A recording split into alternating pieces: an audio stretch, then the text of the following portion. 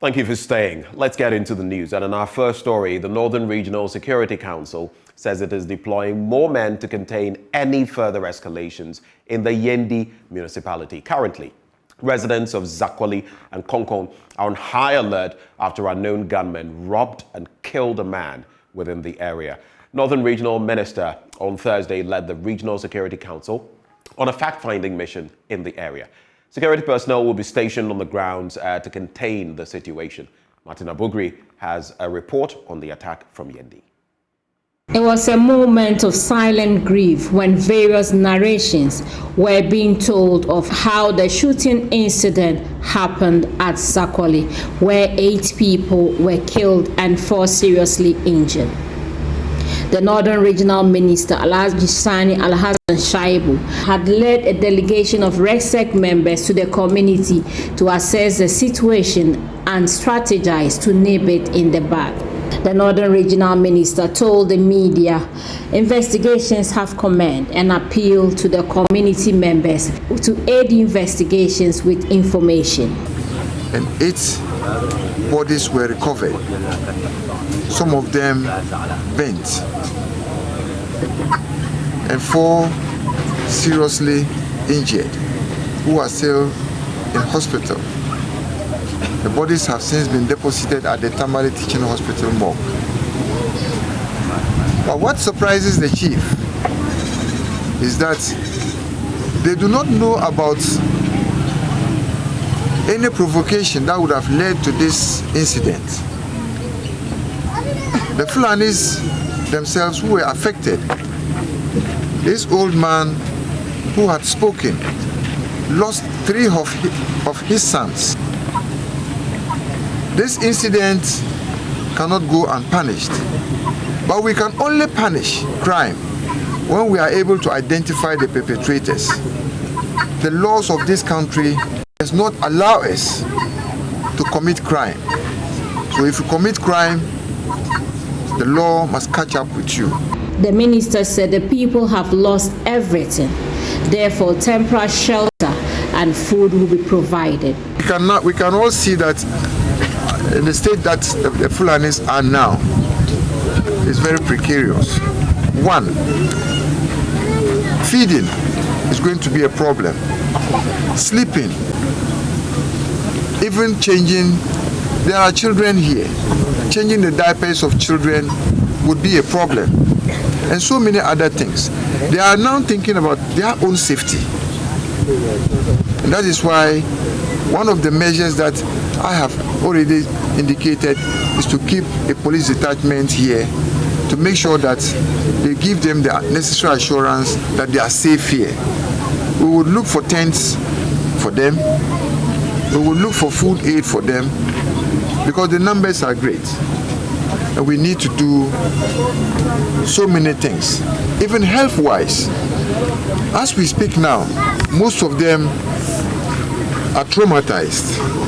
The chief of Zakwali, Zakwalana Abukari Andani, said he had to bring the displaced to his community and provide them with shelter. I divided some of the Fulanis into the houses of my elders where they slept, and they were fed to this morning. Nothing is left. Nothing is left. The most saddened thing is the babies, clothless, going nakedly. As for food, we are able to support them. Some of the eyewitnesses narrated what they saw. Yesterday around 1 o'clock, that he was at this mark where he heard noise. When he came out, he saw that people were approaching the house. So he also went there. All of a sudden he heard a gunshot. So he right there and we are and I and I mean about to them with they did no musi jago. Midaho metise ni pakasawa. Kasani dosu kakra. Dembeti kasano metise tu apo peu. Si a. Mi so se tu no dia waba tu ni ho. Me sorry mi pie ho ba na me hu se ni pa bi fa atumrika ayo ye. Now, hawkers in Accra have been given the end of the Easter festive period to vacate the streets. There is also a continuous restriction on the operators of tricycles on the Tema motorway and around the Central Business District. These are part of measures to decongest the Central Business District by the authorities in the city.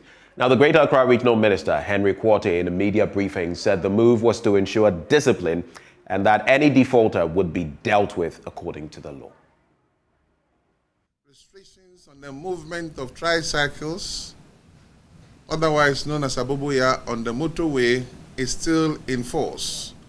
All those who violate these directives will be arrested, and per the bylaws of Operation Clean Your Frontage, they will be fined, and in some cases convicted in addition to the fine. 2, it has come to our notice that the other bits of tricycle, which is known as pragia, is beginning to gain, if you like, traction or attention in the Greater Accra region. The Regional Coordinating Council wishes to send a strong signal to businesses and operators of this pragia that operations of pragia in the CBD will not be allowed. All motorcycle riders and pillion riders shall wear the appropriate gears, i.e. reflective jackets, helmets, etc. All motorcycles shall not carry more than 2 persons on a motorbike. During these Easter festivities, the police will arrest all those who violate these directives. We are also saying that motorbike riders shall observe all the traffic regulations in Accra. Red means stop. It doesn't mean cross. So if you're a motor rider, you get to a traffic intersection and there's a red light and you cross, the police will arrest you and prosecute you. After the Easter holidays, starting next week, all those who sell on the streets should move off the streets, go into the markets, or the designated areas that has been agreed upon by the MMDAs with the traders to do so. If they continue to sell on the streets, they will not only be removed, but this time around be prosecuted.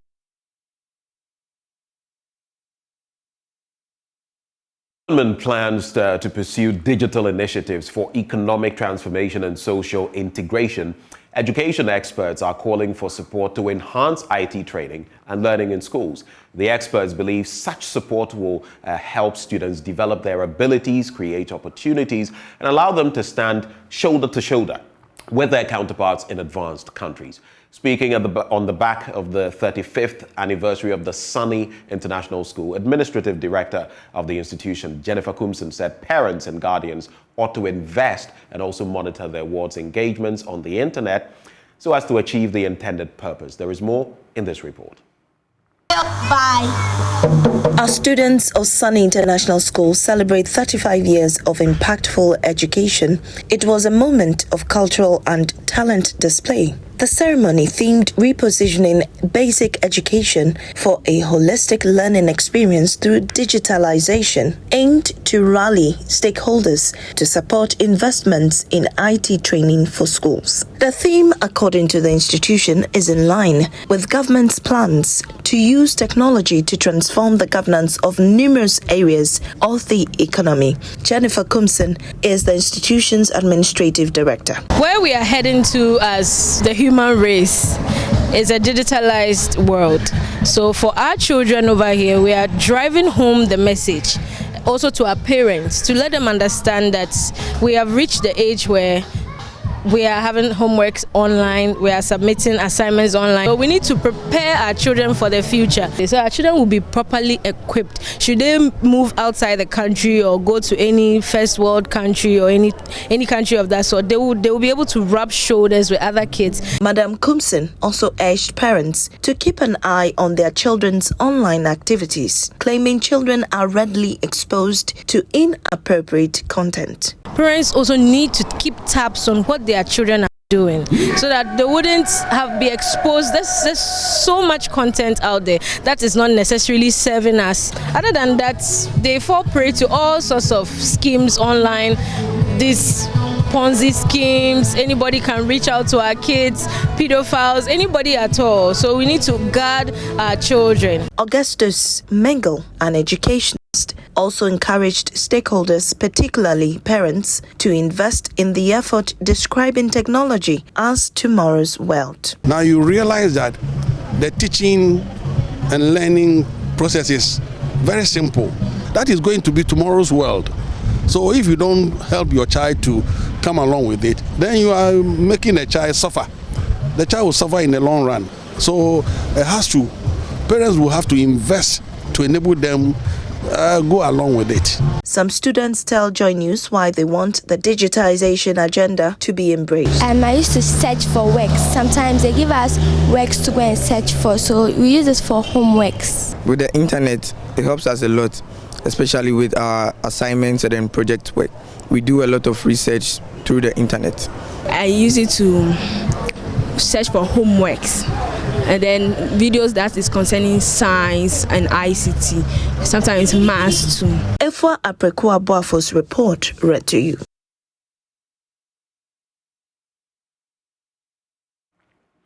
Now, residents of Pechi number 1 and 2 in the Amansie West District of the Ashanti region are protesting the poor nature of roads in the area. The angry residents blocked the main road from Antwa-Krom and adjoining towns amid the burning of car tires. There is more in this report.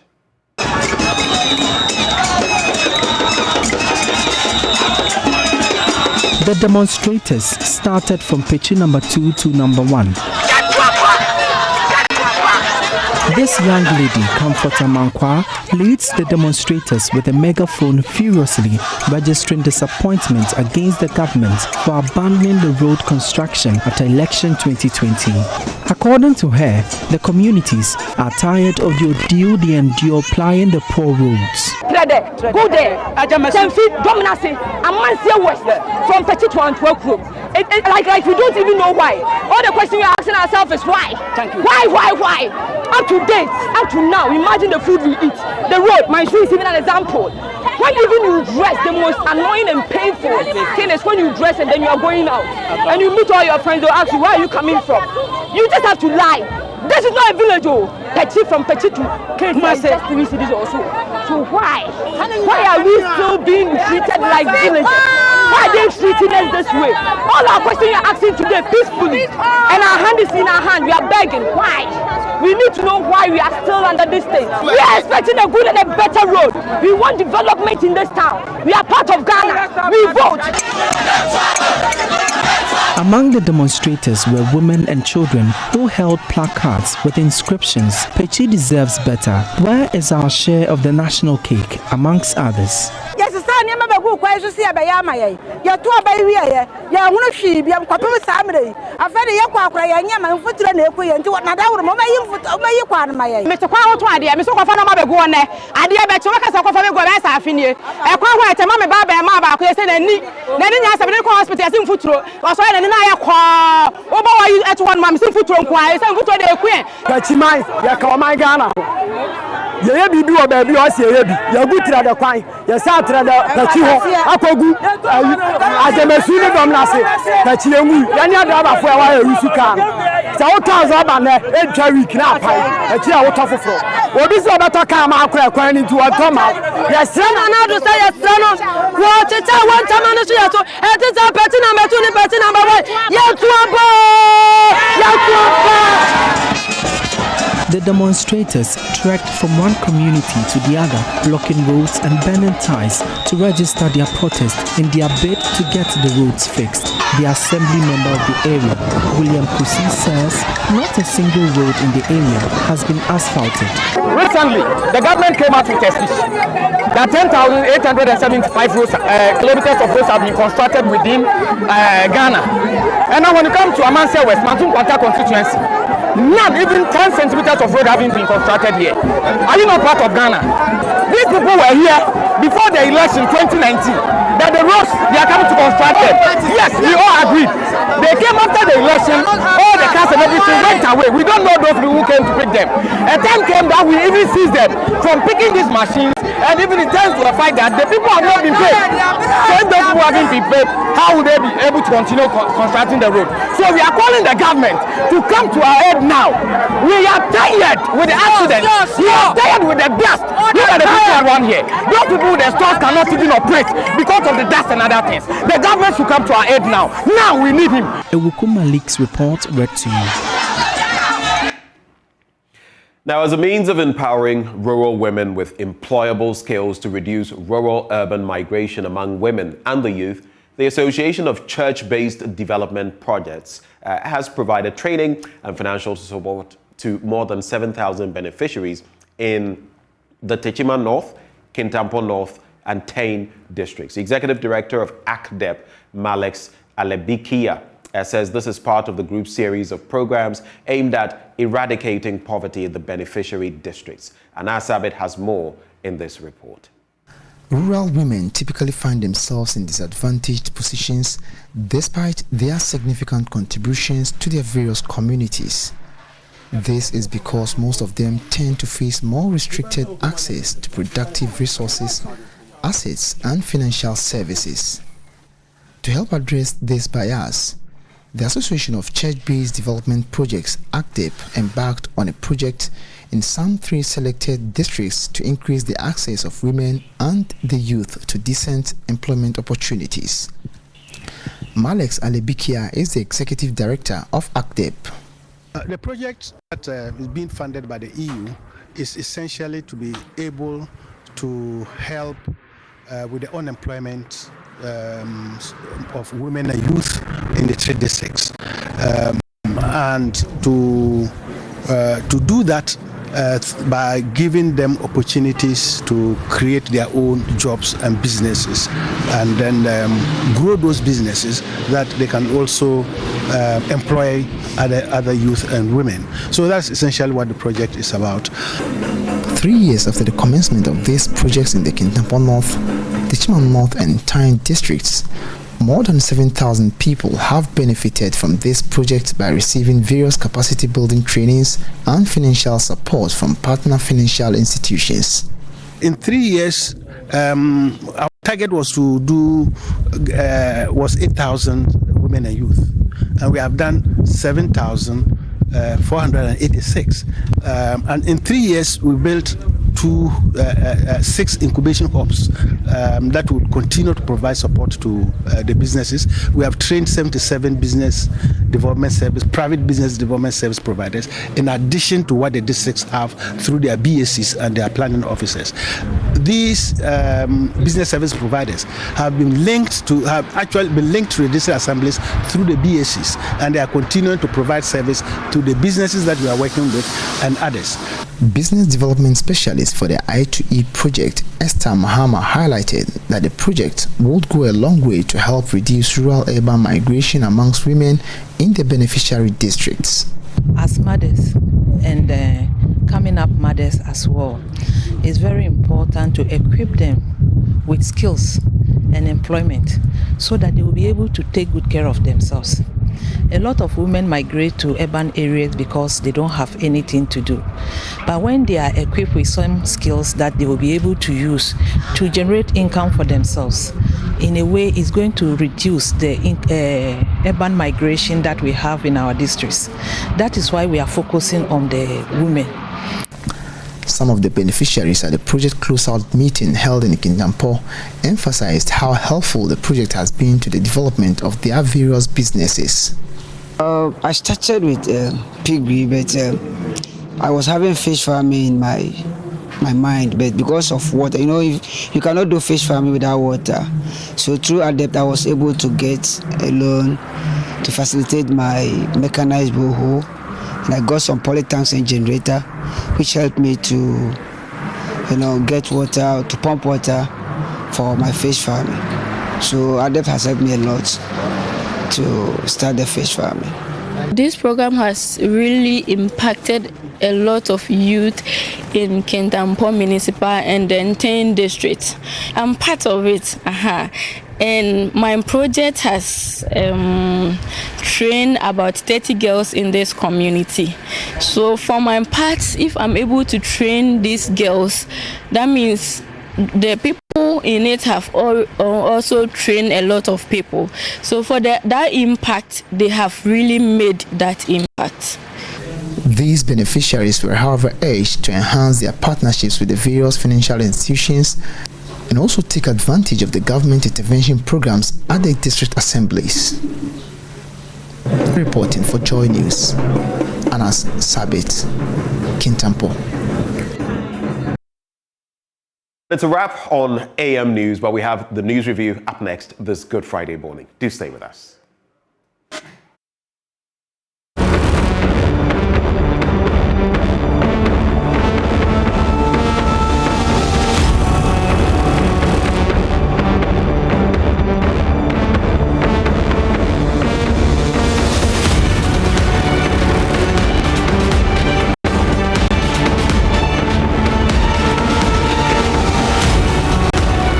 Well, here we are for the news review, and I'm joined by Samuel Kojo Brace. Sam, a very good morning to you. Thank you. You're looking all dapper on Good Friday. Saleh. You're looking so sharp. You're looking stunning, gorgeous. Today, like I have an appointment with the president on one-on-one.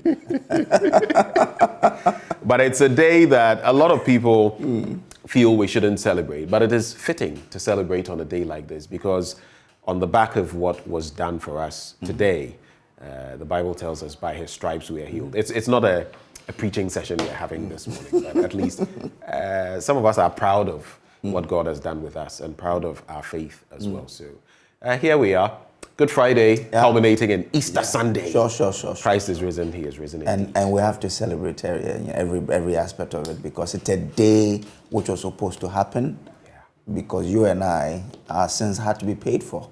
If today didn't happen, then obviously we wouldn't have had that, being paid for. So it's a great day, which of course we all have to revel in it and to celebrate it as well. Whatever it is, maybe after here we know where we're meeting to have fun. It reminds me of a quick story though, very quickly, a bit of an anecdote. So I'm sure you've heard about the story of belling the cat. Belling? The cat. So a conference of mice, they met, and there was a cat that was terrorizing, them day by day, day after day, and all of that. And they had a conference, and in the conference they were asking themselves, how exactly do we deal with this situation? They prophet, some prophet this, some prophet that, but none of the options appeared to be anything that would work. Then one young mouse came up and said, how about we find a way of getting a bell around the neck of the cat so that whenever it is coming, we will hear the sound of the bell ringing and move away. Away from. And everyone accepted it. Then an old mouse came up and asked, brilliant idea.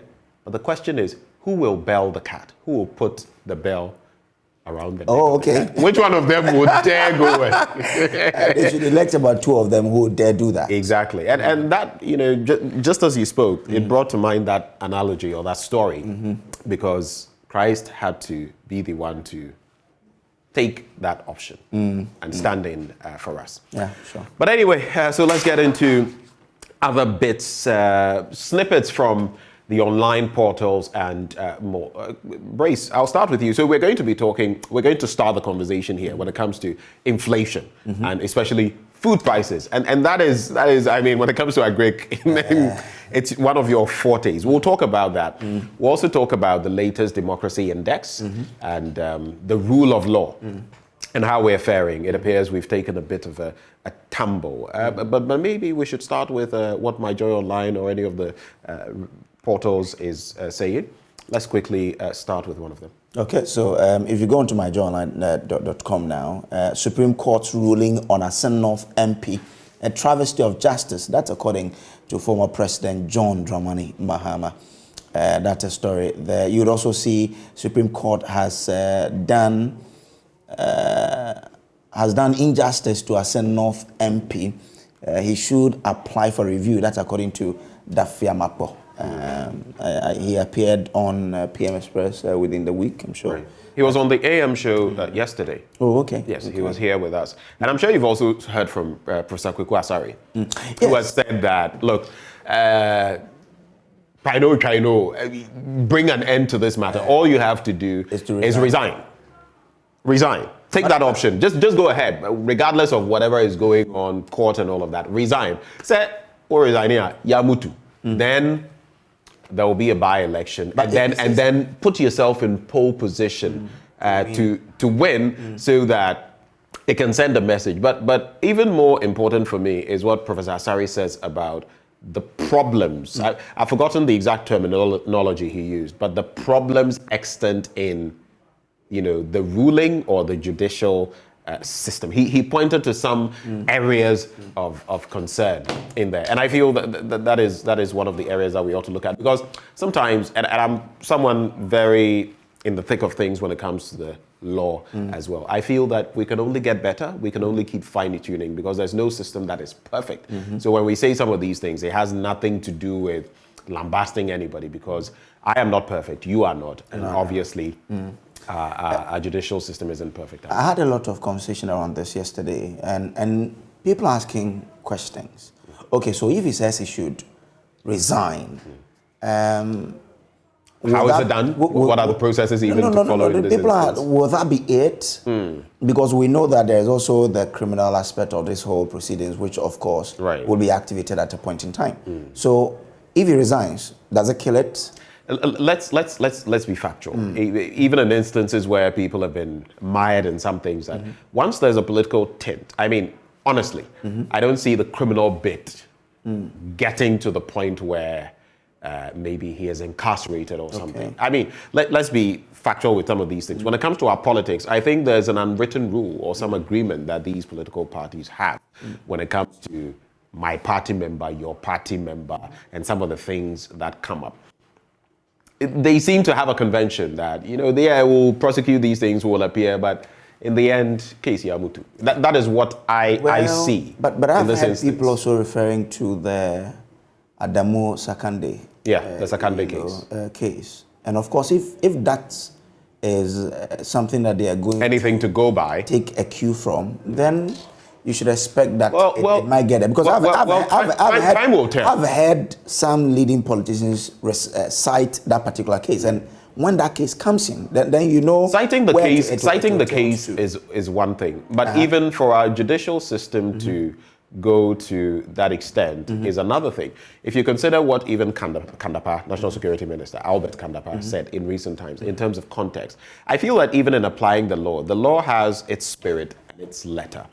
There is what the wording says, and there is the proper understanding, maybe interpretation, depending on the circumstances. The law isn't interpreted in a vacuum. There's always context to the situation. But here's what I mean. I'm not saying that it couldn't get to the point where maybe he would be incarcerated or something, but I have my doubts, my skepticism. Look at the Koko Ajidoho. Do you remember Koko Ajidoho ending up at the CIDM? Do you remember Samuel Ofosuampofo? Do you remember?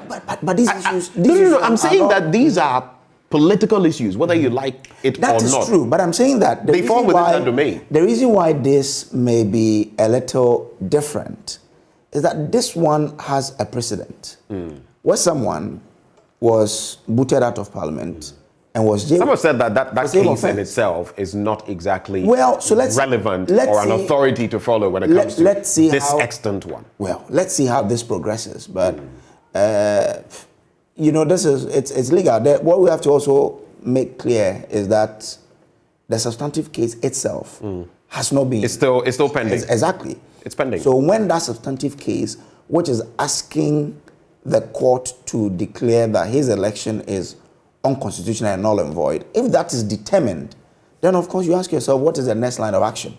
So maybe. And I've heard someone from the NDC, I just forget, saying yesterday that basically, as far as he is concerned, it's already been determined.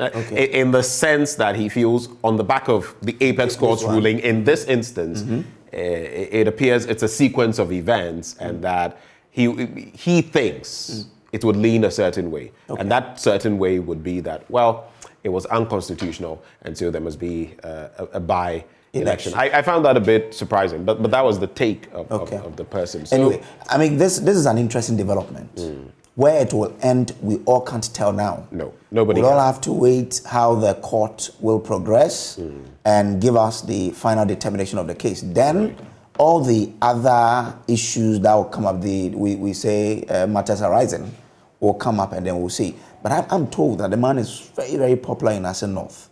Right. Yeah, that if and that's why the NDC is determined to put him up. Right. For re-election. Because there has been talk about that within the party about whether even in the instance of a by-election popping up, should they go ahead and put him forward again or put someone else forward. It's a discussion that we hear is ongoing within the party. But some have said that on the back of all of this and supposedly antagonizing him, he is the best candidate to be fielded in that area. If you listen to the people from his constituency, you get the feel that, look, they are solidly behind him. He's the guy they like.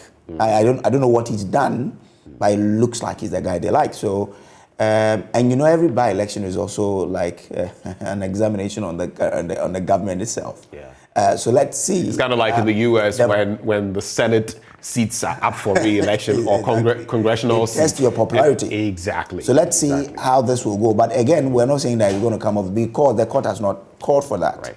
So until the court determines the main case or the substantive matter, as they say, then we'll know how we're progressing. It will be an interesting development. So let's see how it goes. You know that there's also this issue about the Jomoro MP, which is also in the Secondary High Court. I think Toffee, right? Yes, right. Toffee. So let's see how that... I tend to call her Toffee. Toffee. Let's see how that also progresses. It will be interesting to watch this space, how the Asen North goes on and how the Jomoro also progresses. There's also the Techiman. Is it Techiman North? But that has not gained currency like it's interesting. North. In fact, that was where those injuries we speak about when it comes to election 2020 and the happenings there, you know, the military getting involved or the security services. I think it was joint, police, military getting involved. You're right. But currency hasn't really, it did for a while and then, but topical at this time, even as we talk about Jomoro and we talk about Asen North, would be Ayawaso Central, Asen Central, and Domeko Abenya. You know why I'm going there? Because, you know, the Member of Parliament for North Town, Samuel Kujato has said that, they want one by-election. Let's give them 4. Well, and you know why? Because of the absenteeism of these but that is members of Parliament. On what the privileges committee will come out with. Because according to if you don't give a reasonable explanation for your absenteeism, and I'm sure it is the report by the committee that will tell us how we progress on this matter. So let's see. It all depends on what they will tell us. But for now, what the court is dealing with is something quite different from these ones. But it won't be out of place for us to join the two. So let's see. Right. Well, let's check out some more stories from My Joy Online, and then we can look at the inflationary details and maybe that latest report. So which other stories will you do, Kojo Breeze? If you go on to myjoyonline.com, and when I saw this story, really, I smiled. Pre-sex NSMQ finalists receive admission to 14 universities in the U.S. We're talking of the likes of Cornell and the rest, you know interesting schools. Lamini, who is with when I saw the story, I was like, is this in response to... but I feel on that tangent, you see, sometimes we'll bring in restaurant, usually we'll talk about the big boys who get all other schools running kitikiti and running katakata in the NSMQ. I mean, my own school is one of the big boys, but you wouldn't find us at the top. What school is like that? Bishop Herman. What? Bishop Herman. Oh, okay. Anyway. But of course, in this, if you are talking of top 5, I mean, the likes of Presec, Prempeh, because Prempeh now has 5. Presec, I think, has 6. They were gunning for their 7th.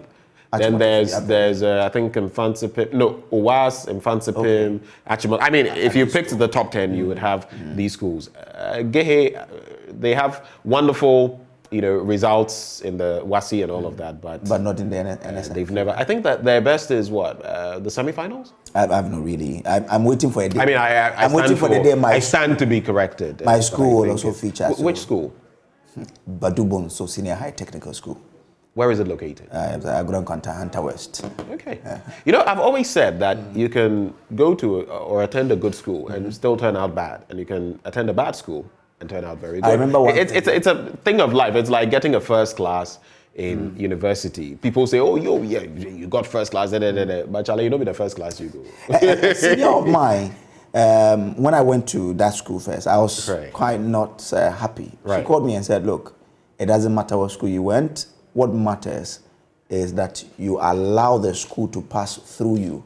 And my English teacher then re-emphasized that. And that really changed the whole, my perception about the school and what I have to do. And so I said, okay, from that day on, I'll make sure this school passes through me and not me passing through the school. There are two different things. I have to ensure that wherever I go, and someone asks me, where did you go to? I say, I went to this school, then he places the school a little here. So that changed. Sometimes it takes exactly that. You are that bright star, and someone will think, oh, you're from that school? Yeah. Then the school must be good. Myself and Justice Beidou anyway. Justice Beidou as well. He'll come and meet me here. Okay, so we've done this. Any other portals? Maybe we can just quickly check. And interestingly, I don't want to forget, we should also talk about Elon Musk and his decision to, buy Twitter for over, what, 41 billion? Have you read? And there's a surge in the stocks. But have you read the letter? Yes, yesterday on social media, people were saying that's the audacity of that. You see, when you get kwacha, sika, kudi, he says, "This is my last my last offer to you, and if you don't, I'm off the board." And it took him some 3 billion or so to purchase the 9% that he got. So he's basically saying, Charlie, hey, money they talk. Yes, if you have money, there's nothing. No nonsense. The only thing you can do is to buy life. Exactly. And health. Sure. Anyway, also still on my JoyOnline.com, act responsibly and safely as you celebrate Easter. And that's according to the father of the nation, President Akufo-Addo. He couldn't have said it any better, because sometimes we all get very reckless at this time. And people lose their lives. Have you noticed? Whether it's the Eid periods, the 2 Eids, or whether it's Christmas, Easter, people often end up, people are doing this and doing that and going to Kwewu and going to the Volta region and going to Adan and other places. You would hear one person has drowned here, this person has car accident. So it's a very pertinent call, especially in these times of rampant accidents on our streets. We have to be very careful. You have to take your personal safety as your priority in this time, and also the safety of your family. You have to ensure that you're not going to places where you'll be endangered. You need to ensure that whilst even on the road, you are driving safely to ensure that you protect yourself and protect the other user on the road. And by that, it's the addition of small effort that then helps us to achieve. So that's an important thing, something that we need to consider in celebrating Easter around this time.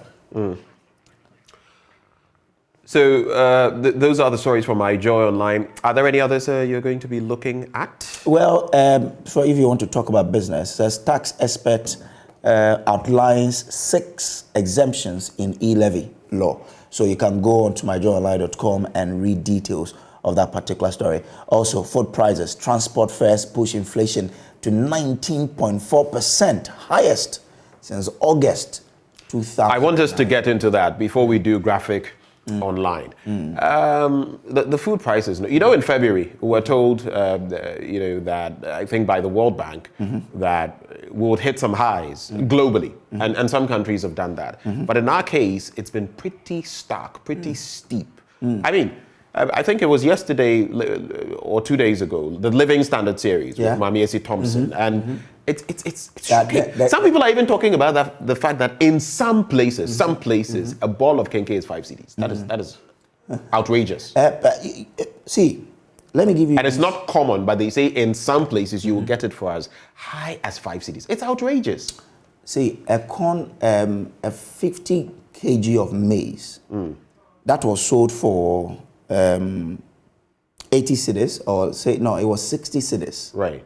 60, 70 in 2018 is now being sold around 350, 400. Did you say 60 to 300? Yeah, no. Yeah. 60 to 300. 60, 70 in 2018. Okay, no. At 60 in 2018, it is now hovering around 170. 170. Yes, but that's how many? So that's about a 200+% increase. And of course, for anything, we would expect that over time there would be some inflationary, but this has been too much effect. But in this instance, that's the problem. It's way too much. I am told it's still going to go up because see, the cost of fertilizer,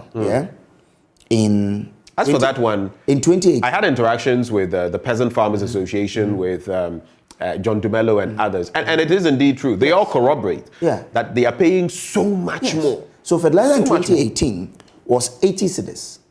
Yeah. Now look at it. In 2018, when it was 80 cedis, a price per 50 kg maize was how much? 60 cedis. Yeah. In 2022, they are buying that for 400 cedis. In 2022, they are selling it for 170, and they tell me because of this 400, it will still go up. So the cost of input is rising. And so definitely, exactly, like John Dumelo and co told me, they are going to try to manage it, but especially when you don't have economies of scale, you are not a big, farming entity. I think John Dumelo is farming he said about 200 acres, and he was hoping to go to 300 when he interacted with me. But he's not going to be able to do that now. In fact, he's just going to try to maintain. There was a gentleman who came here, a reverend as well. He is farming some 500 acres of cassava, and he was hoping to go to about 700, 750. He's not going to. Some are even shrinking. So that also impacts our food security. Food security issues right there. If our farmers don't produce enough, what are we going to have to do? We're going to have to export. And we know how crucial cassava is, for example, to not just industry here. There are many things we can do with it. It's also about the fufu and all the other things that people consume.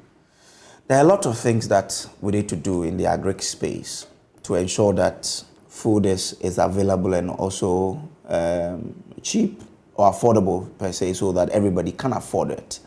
Until we do those things. And I must say, having a chat with the farmers, they sort of paint the picture that, look, certain factors have come into hurt us. For example, the climate change is a factor here, because I was just speaking to a maize farmer who says, look, when we couldn't predict the rains, it affected our planting season, and that is something that we need to look at. Again, the cost of fertilizer and all of that is also something that is affecting us. And I'm told that government built up, this, the 1:1 warehouse thing. Right. They built quite a number of them. But the buffer stock is expected to buy these products from these farmers. And that's something that now the farmers grow. Buffer stock is supposed to buy. And then when the point about farmers being able to sell is something that is quite different. It sort of affect how the farmers go about their farming activity. So it's a myriad of activities or myriad of factors that we need to look at and deal with appropriately. So let's see how this also goes about. But it's an interesting discussion that we'll be having later on, so that we can go deeper into all of the factors and how this is, because like I said, in 2018 the 50 kg of maize was selling for 60 cedis. It has now jumped to 170, and it is going to go up. So if you look at 60, if it was to be 120, that would be 100%. Now it's 170. My brother, we are just getting very close to somewhere that will be unsustainable. But that's where we are. Uncharted territory. So on My Joy Online, there are some other stories. We can also do some sporting content from there. You remember recently we had a few people, Game Boy fighting. What's my name? What's your name? Oh, Before Game Boy went and fought, he was like, "What's my name, Game Boy? What's my name?" But when you ask what's your name, we'll say you are Ben Akapo. But Game Boy was like, "What's my name?" And then he would beat Gathia and Charlie. That thing, check like the guy, taking time. He beat him. He do a buga buga. This fight in this industry, sometimes I think they only come to spice up how things are talked about in the industry. You remember the Will Smith slap? People were saying that it might even have been, an arranged stuff, but we don't know. Will Smith has I don't think so, judging from some of the reactions, and even what he said afterwards. But let's do some of those sporting stories. I would have done same. Andre Ayew on Suarez's handball against Ghana in 2010, and that has been corroborated by other people. I don't know whether it's Paintsel and others, but anything to save your country from what? Defeat. And he did that. And do you see, when he did that and was red carded, he was weeping. When Asamoah missed the penalty, he was jubilating. I mean, he had achieved his goal. He was a hero for them. And in the end, they beat us. But for that ball, would have beaten them. And I'm sure that year would have been our year. I think going to the semi-final, it would have been really, interesting to see us do that. Because I think that year there was Holland. The Dutch were in there. I think they progressed. I think they eventually beat Uruguay, something like that. I think so. And then they went. They beat Uruguay and went to the finals. And they went for the. And then they allowed Spain to beat them. They allowed. But do you think the Spaniards came to lose? You remember that we met them, was it in the group stages or friendly, and they beat us. But around that time, no country was beating Ghana back to back. And if we had met them in the semis, we would have been in the finals. I was so sure about this. I mean, that ball, that match, it still haunts me, honestly. And as much as sometimes people say, Asamoah, and this is just my personal opinion, he is fantastic. If you look at his goals against the Czech Republic, the United States, even England, that memorable goal, he says it's one of his best goals, including the one against the Congo, when we were trying to qualify for, I think, the AFCON or something like that. But amazing guy. But for me, that penalty miss, there are some defining, no matter how good you are or what you've achieved, there are certain things that define, like Lionel Messi, the last Copa America that finally he got. It would have been quite a blot if, after all that he had achieved, he had not won the Copa America. For me, I feel that was Asamoah, that was the highlight of his career.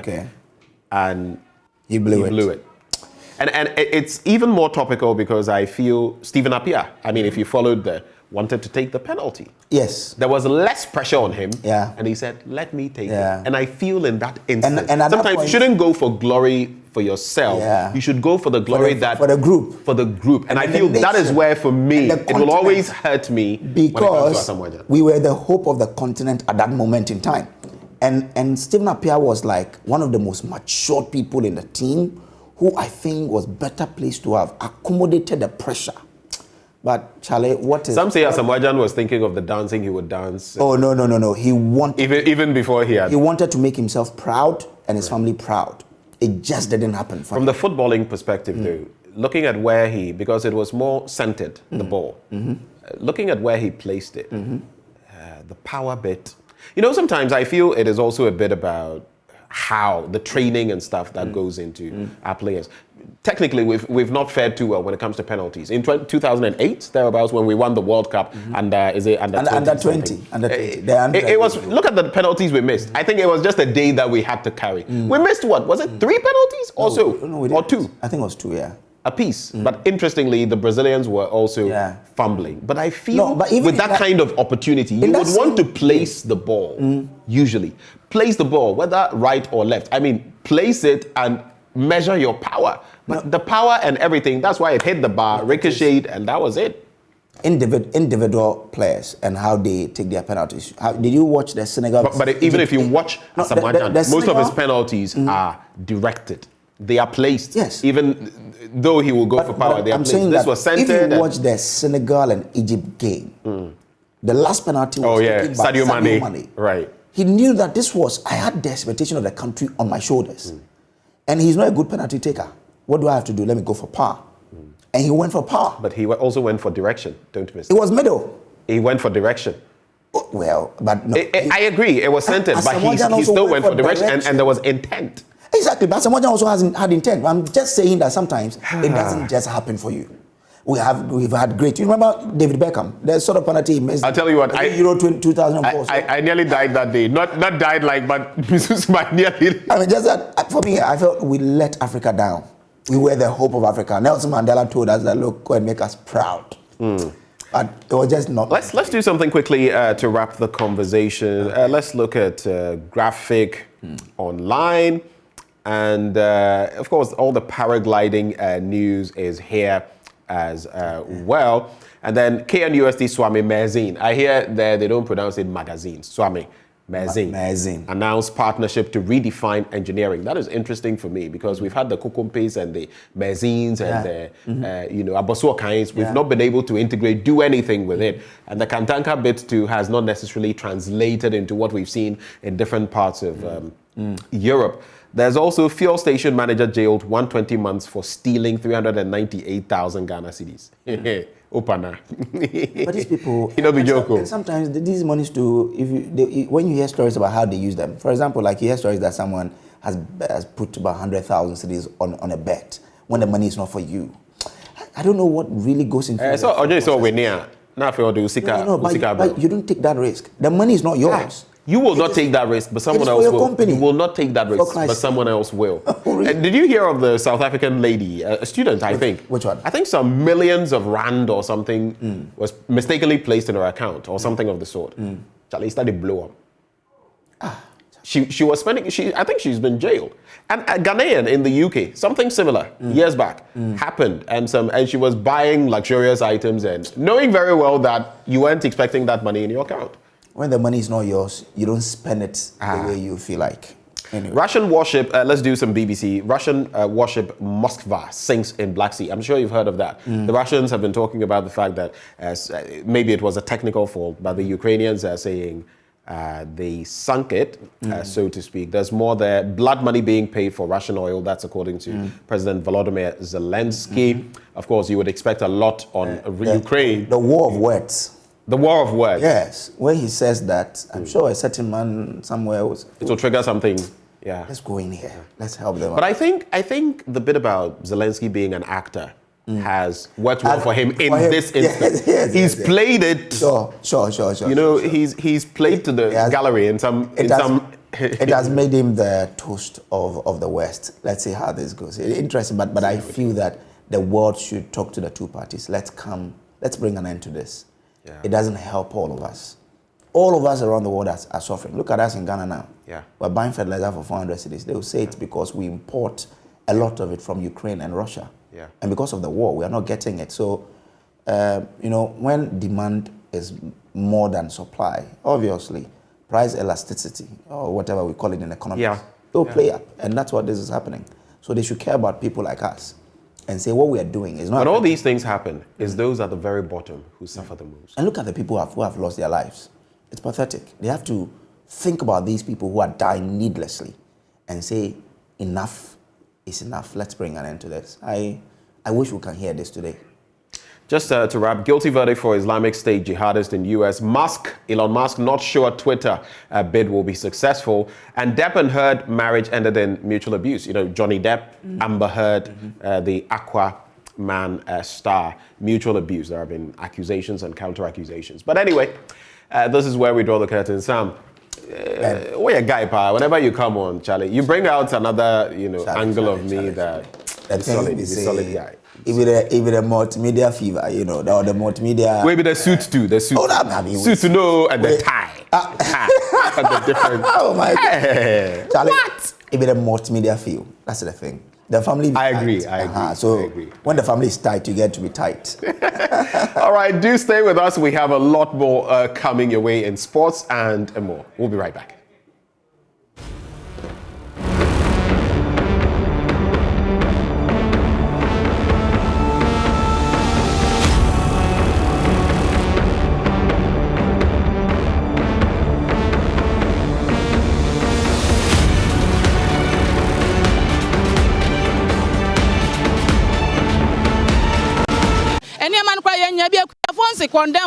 The farmers have increased their prices. We don't even get enough of the produce.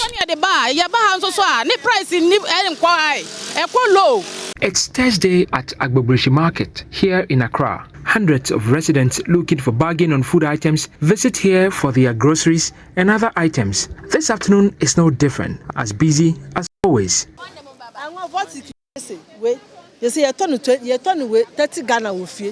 The price of a bottle of oil is now selling at 30 cedis, and the gallon is going for 400 cedis. I can't even afford it. Prices are up many times, and in some cases beyond the means of these patrons. Inflation hit a 10-year high in March 2022, and in the markets, the evidence is not difficult to come by. Traders say they are feeling the pinch because their clients struggle to pay even if they are willing to buy. Elizabeth has been selling in this market for years.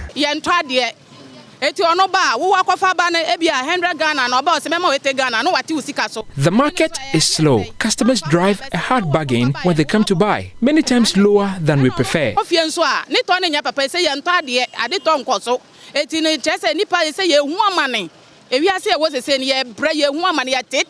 We incur a lot of loss. If not, our vegetables will go bad.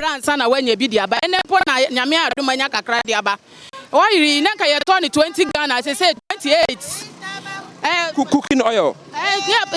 We are suffering. We have increased the prices of the vegetables and the customers can't buy. The oil is going for 30 cedis. Garden eggs are now sold for 25 cedis.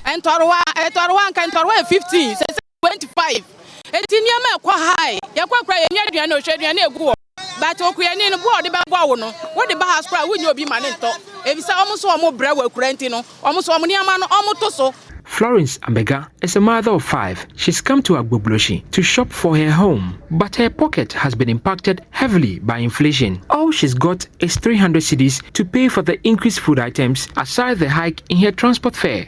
Things are so difficult for us that we cannot even bear. Sometimes I do bring 100 cedis to the market, but today I brought 300. Even that 300, it will not help us. It will not be sufficient for me to buy anything. The reason, because when you go, they have increased everything. Even oil. The other time I bought a liter of oil, 12 cedis. Now it's 250, 25 cedis rather. And a gallon of Kufor's gallon is now 4 something. Why formerly we have been buying 320? It's difficult for us. It's too difficult for us. If you have a kid about 5, how are you going to feed them? So we are suffering. We are suffering. The traders are desperate. They are afraid of what lies ahead of them and are demanding that government rolls out some interventions to bring some relief to them. We sit here all day and sell nothing. We are really frustrated.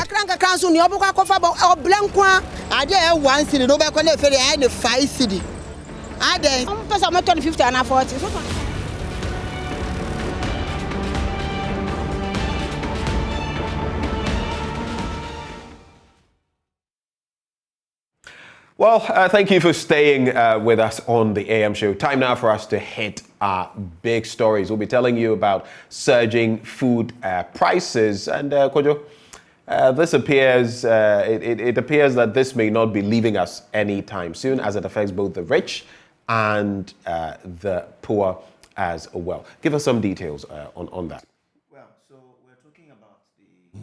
Inflation, the inflation in its entirety, and looking at the food aspect of it. Now, if you look at the food aspect, per what we have, the details that we have in front of us, it says that food inflation hovered around 22.4%, you know, and that is a lot. If you look at transport inflation as well, it did around 27.6%. So it tells and the transport, the fuel bit, for example, has definitely impacted food prices as well. Because when fuel prices go up, food prices also go up. In a way, because if I go and bring something from Techiman, I would have to calculate how much I'm spending on transport to be part of the final pricing of the product. Right. And so the fuel or transportation prices will also affect the crop prices as well. So if we are focusing on the food aspect of the whole inflation rate, it climbed to 22.4% from 17.4% in February. Yeah. It was 17. And February was quite, in February. The month when it comes to food pricing. Yes. February leading into March, because these details come from the month of March. And it jumps from there to 22.4. I mean, that's by how many percentage? That's quite a lot. I mean, 5. 17.4 to 22.4. Right. 5. 5 percentage points. Yeah. Within a short. Yeah, exactly. And we're February and March, within a space of a month, if we want to calculate it by that, 5%, that's huge. And it's all because the cost of input are rising.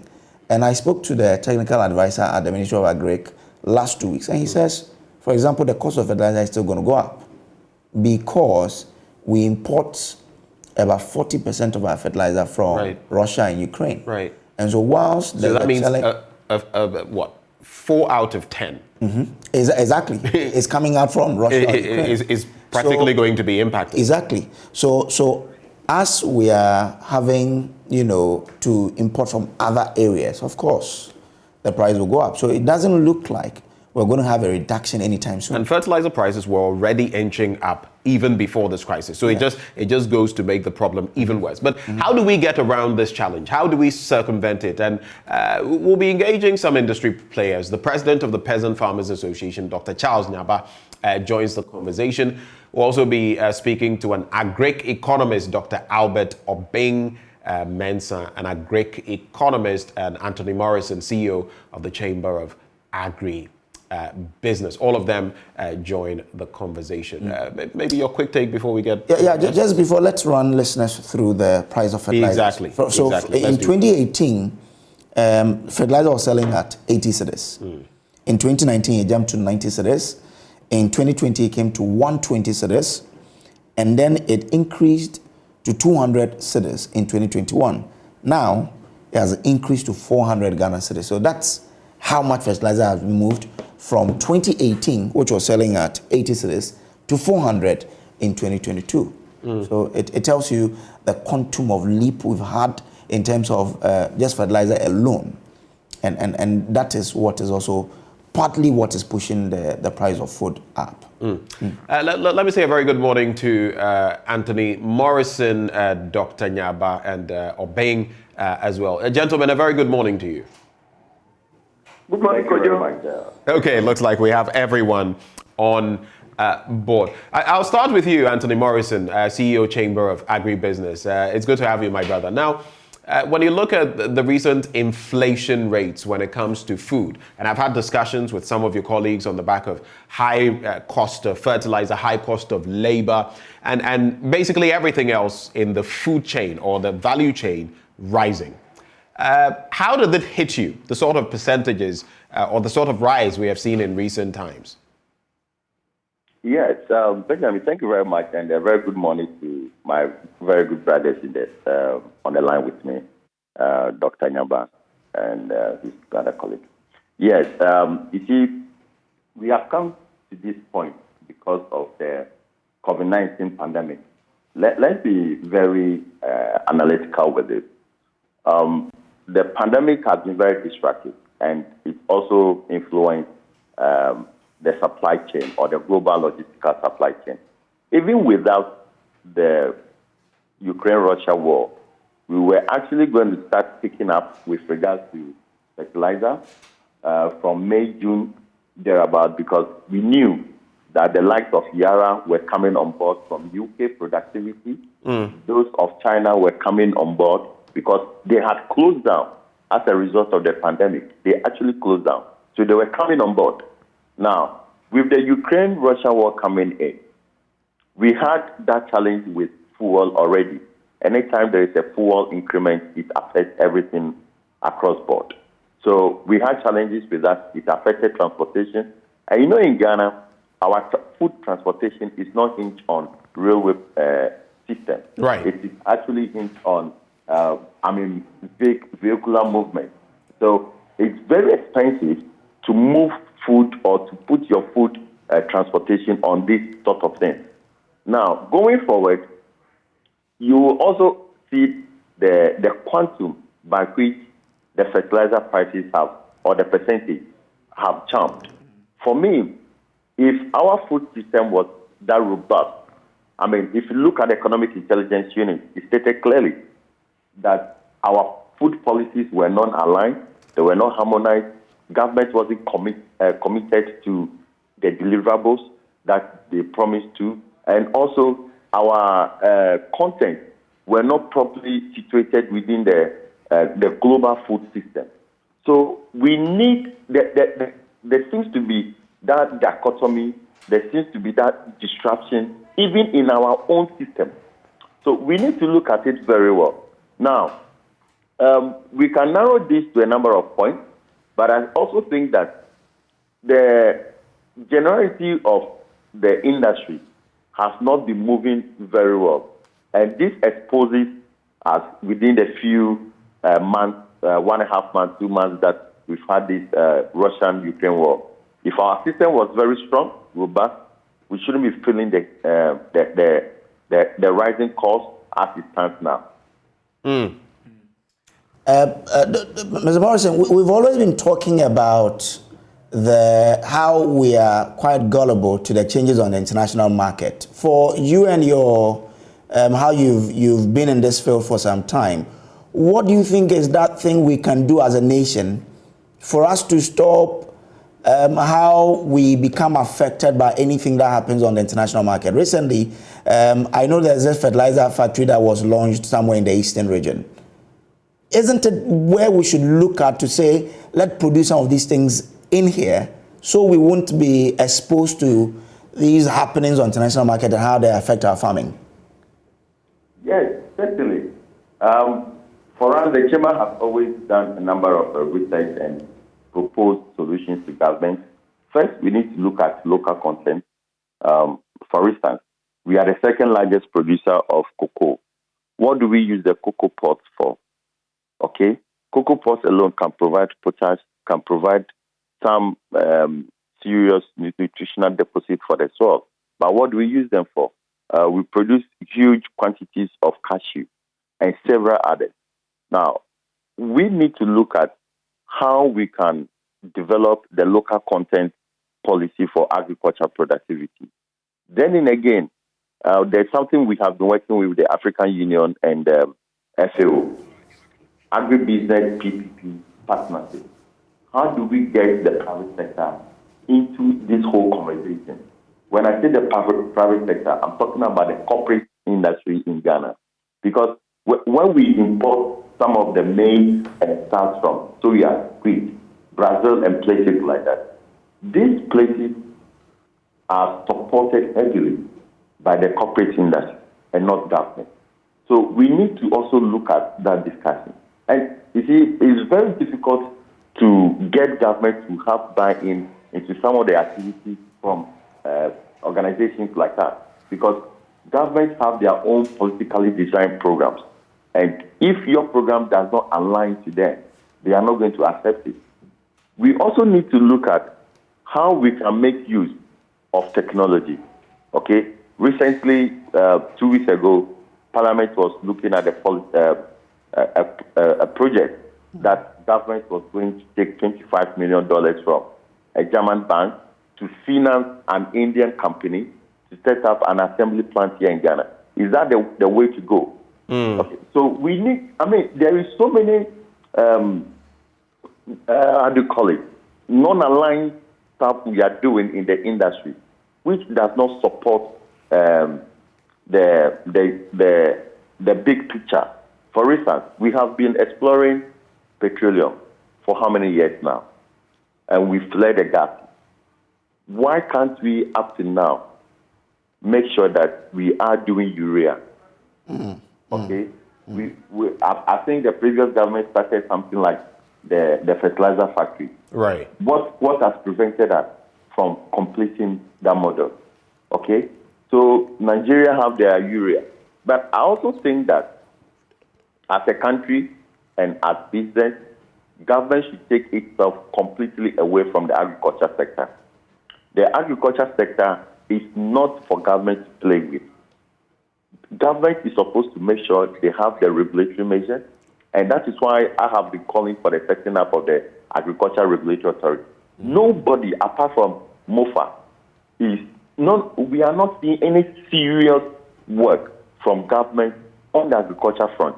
And for that matter, when you take an industry that is trade priority, okay, and you are not regulating it, everything we do here is trade, from skills to consultancy to technology to seeds and everything. It's trade. So you need a regulator to be in there. Now, the other issue is that when you are not informing or adding data, or your project, your proposal, your whatever you do is not informed by robust and timely data, these are the kind of challenges you face. Because, look, as it stands now, as a country, we do not have a centralized, on-screen, timely data to show that, okay, this is the incoming field or farms that are coming on board. And this is the quantum of maize, soya, rice they are bringing on board, and this is the location they are coming from. We do not have it. When it comes to vegetables, same, we do not have any dashboard that is showing that this is what we have. We do not have an agricultural information management system. It's as simple as that. So we pick things on paper, and assistance now, even the census that we spend millions of dollars to do is still sitting on people's desks and shelves in their offices. So important points you've made, Mr. Morrison, and that was my colleague who came in, who interjected, Samuel Kojo Brace. Just for the rest of you, so we know whom we're interacting with. So it is with yours truly and Samuel Kojo Brace as well, who is co-hosting with me. But for you, Dr. Obeng Mensah, as an agric economist, I just want you to take a quick swipe at two issues. One, the bit about whether we could have averted this situation. On a global scale, there is the problem to do with the Ukraine-Russia war, COVID-19 and surging prices. But beyond that, my first question, could we have forestalled some of the impact we are seeing? Because the inflationary rates are stark, they are high. And the other bit I want you to quickly address, maybe before you get into the first question I posed. Tony Morrison says the government, if you like, should be taken out, or it should get itself out of the agri sector. They are not contributing much. How do you feel about that? What's your quick reaction, Dr. Obeng Mensah? Thank you very much. And I would like to say a quick good morning to all your treasured viewers and also to my colleagues who are on the panel. Yeah, I'll mention Tony's indication that government must take itself off agriculture. Well, to some extent, yes, and to some extent, too, no. Because I'm in close contact with the MOFA, and I know what they are doing in terms of training farmers, training processors, on the small scale level, not the big processes and others. But at the micro level, so just to clarify for those watching us, MOFA is the Ministry of Food and Agriculture. Yeah. For those who may not, when you say MOFA, someone may be lost. So MOFA is good. Thank you very much for that clarification. MOFA is the Ministry of Food and Agriculture, and they have the extension officers and their district agricultural officers.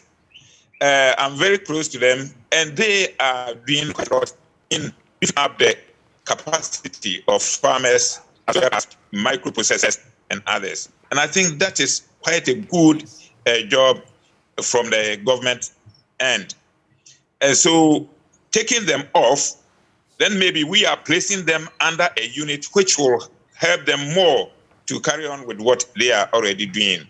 And that it deals with the administration and other things in government. But talking about the other sector, agriculture is the core of everything. From the forerunning interviews that you did on the market, you were talking to people on the market. Unfortunately, there was no interview for people on the agricultural field.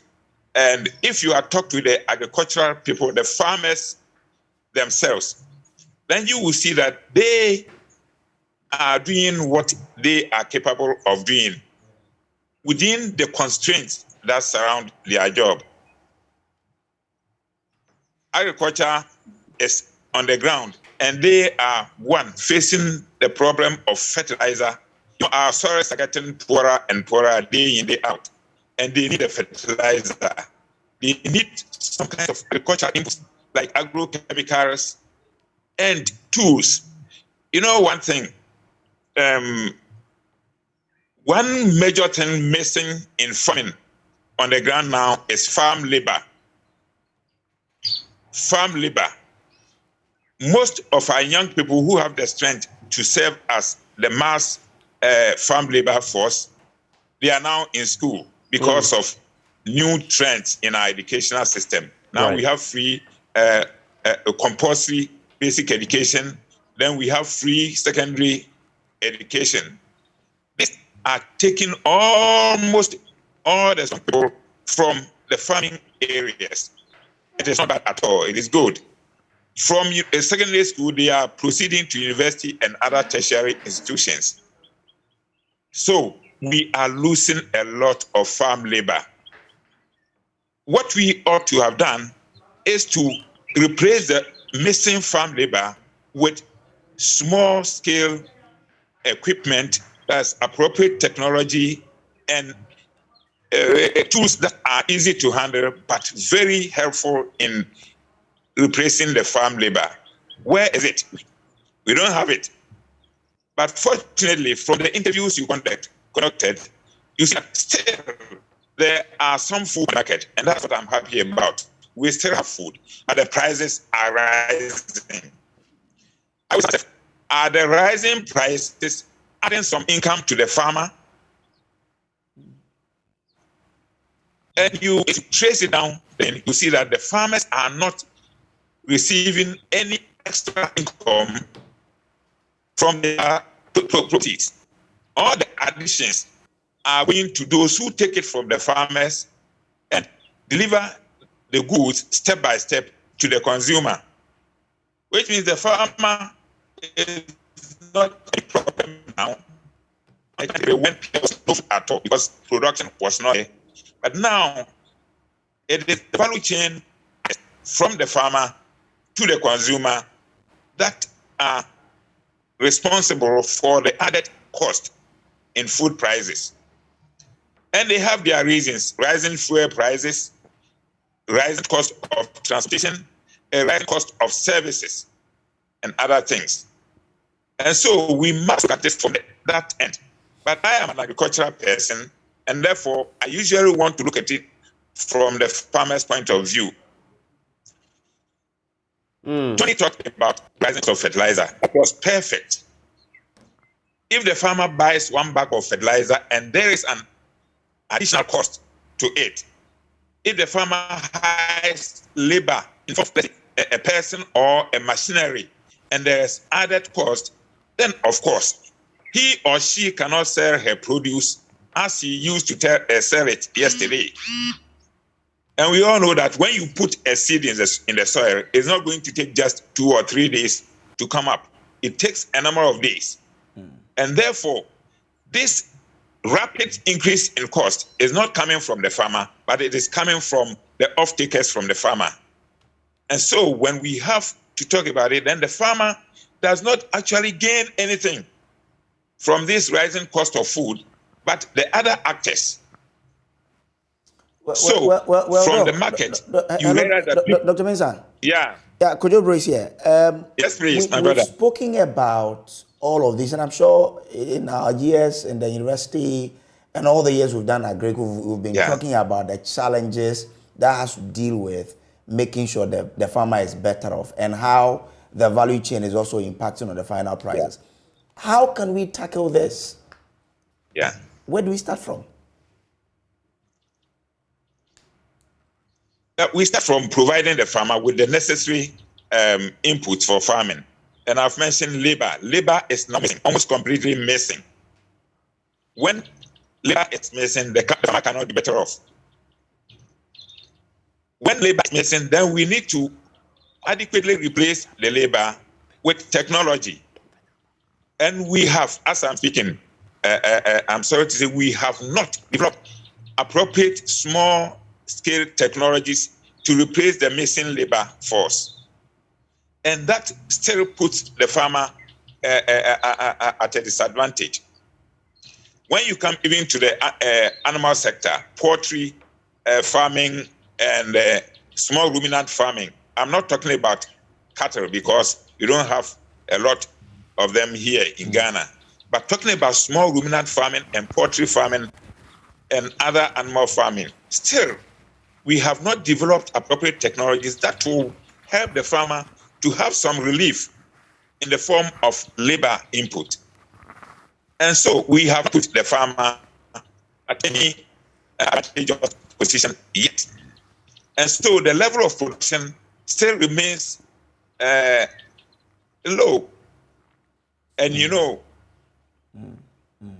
from economics, when the supply of goods automatically it will affect the price of goods. But that is not the only reason for the high hikes in the food prices. Okay. People can think of fuel price increases. Yeah.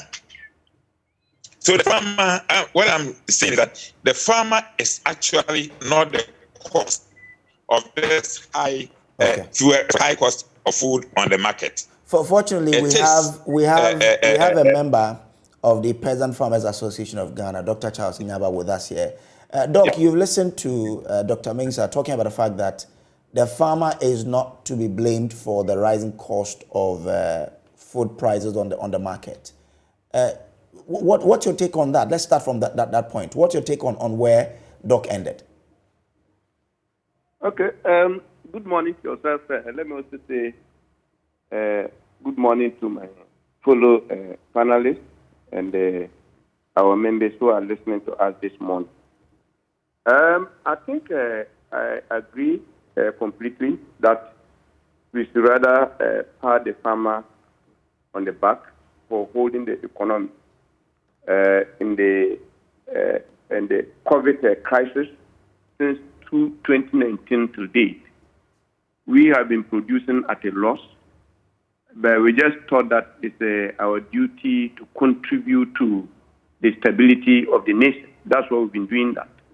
Because if you take from 2019 to date, cost of production of almost every input, apart from the land that was given to us by nature and rains that we get free from God, has increased astronomically. And the private sector actors who attempted to actually join the farming have done some small analysis. Most of them have to pull out. But we, the farmers, still remain to help provide food to stabilize the economy.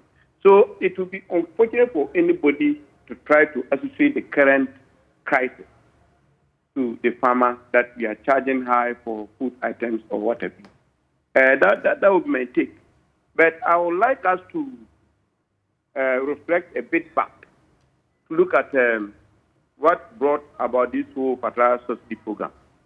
If you remember, in the period 2008 and 2009, there were global serious food crises. And many countries in sub-Saharan Africa, including Ghana, Nigeria, Malawi, have to reflect back and see whether fertilizer subsidy was an option. This was because at the time, before realized that to be able to restore our economy, we need to focus on agriculture. And one of the key cardinal points that was considered was that our production was very low. And it came out that our fertilizer utilization was low compared to all other sub-Saharan African countries. So before decided to introduce the fertilizer subsidy program in 2009. And there was a reason. The reason was to increase our yield per acre and to ensure that there was enough food and also to create jobs and also to stabilize the economy. And since that period to now, we all saw the impact of the fertilizer subsidy program. So I differ to agree with Farmer Morrison that we need to actually, MOFA need to stay away from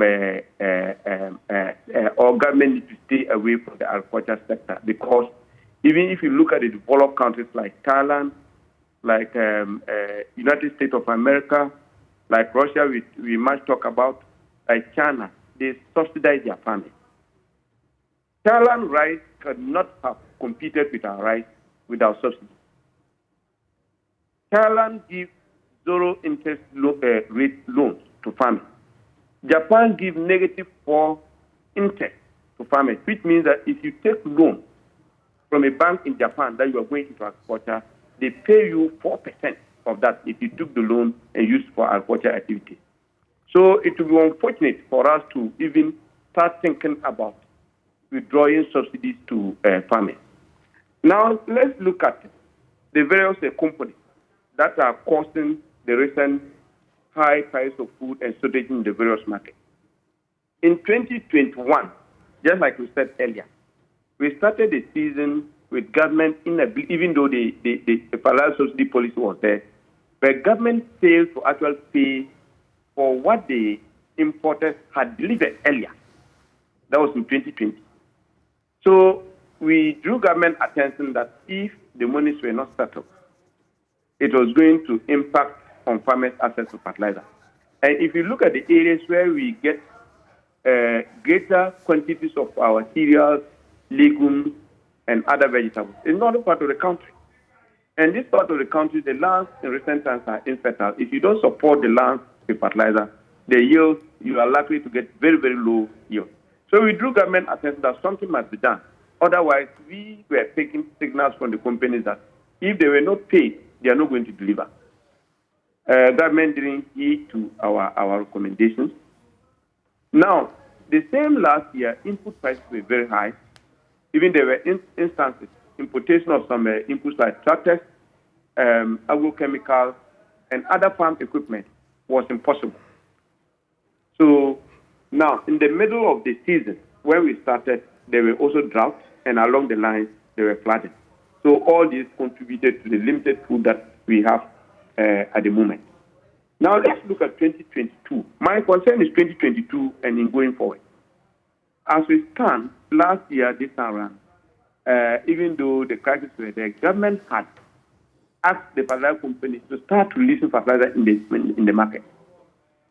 I have spoken to most of the fertilizer companies. None of them are willing to actually supply the subsidized price that government has given them. According to them, government have not paid some of them even a peso for what they delivered in 2020. For 2021, no fertilizer company has received any payment for what they delivered. So far, government-owned fertilizer company for 2020, 86 million Ghana that they are yet to pay them. So with all this, I think the fertilizer company were still willing to still get some credit and bring more fertilizer in 2022. They went to most of the banks to look for LC. I did all this investigation, and the banks refused. They said they cannot rely on government because now the government is complaining about the lack of funds, crisis, and they are not able to pay them for what they delivered in 2020.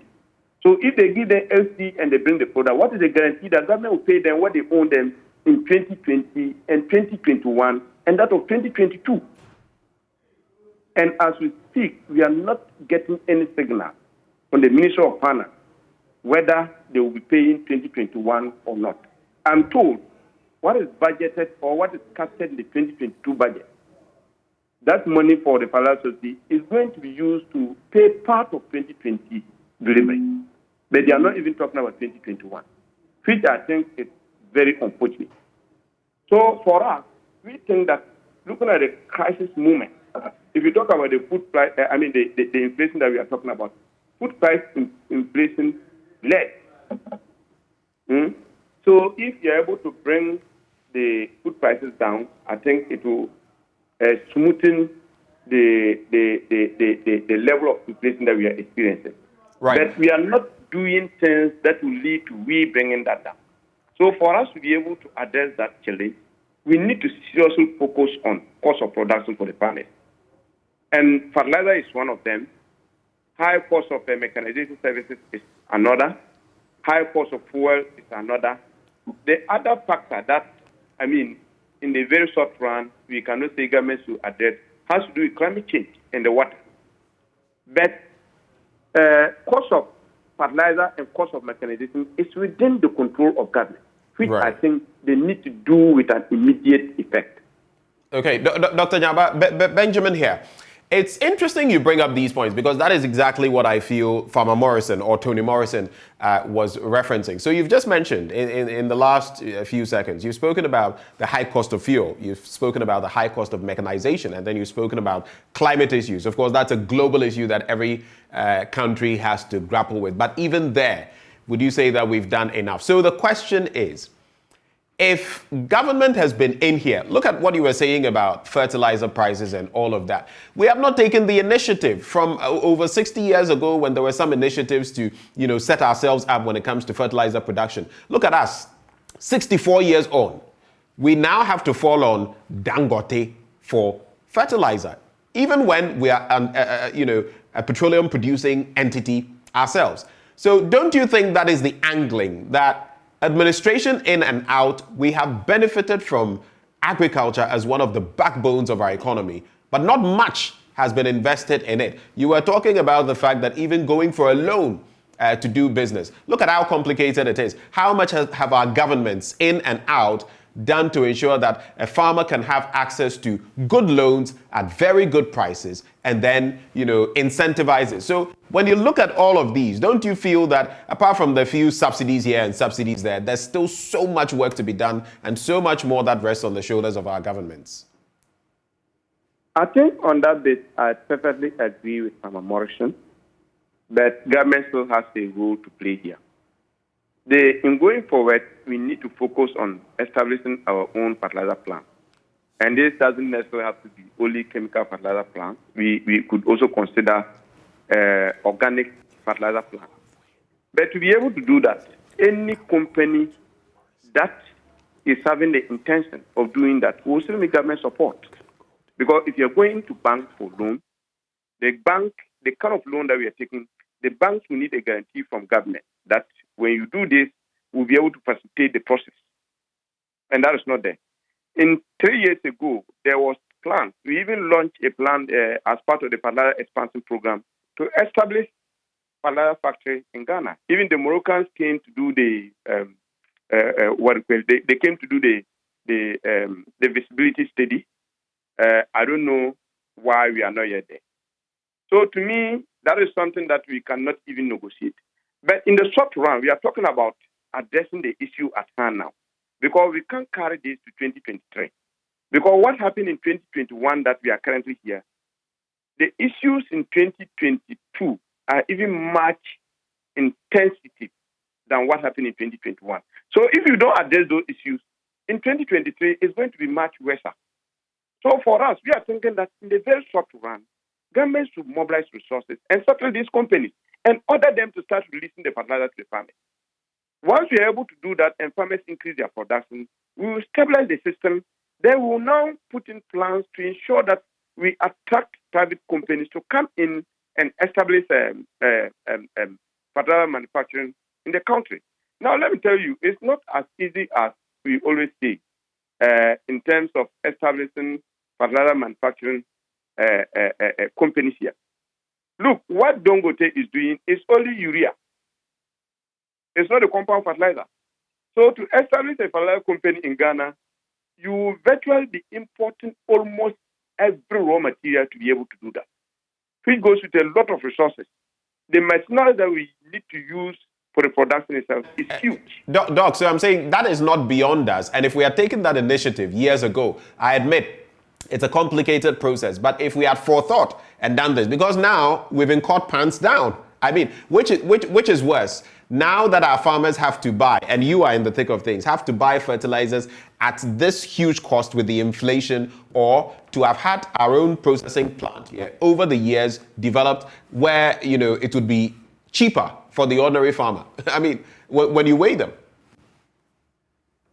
Yeah, so I agree. You see, I'm not disputing the fact that we need to have our own manufacturing plant in Ghana. It is the best to go, and it's something that we should all advocate for.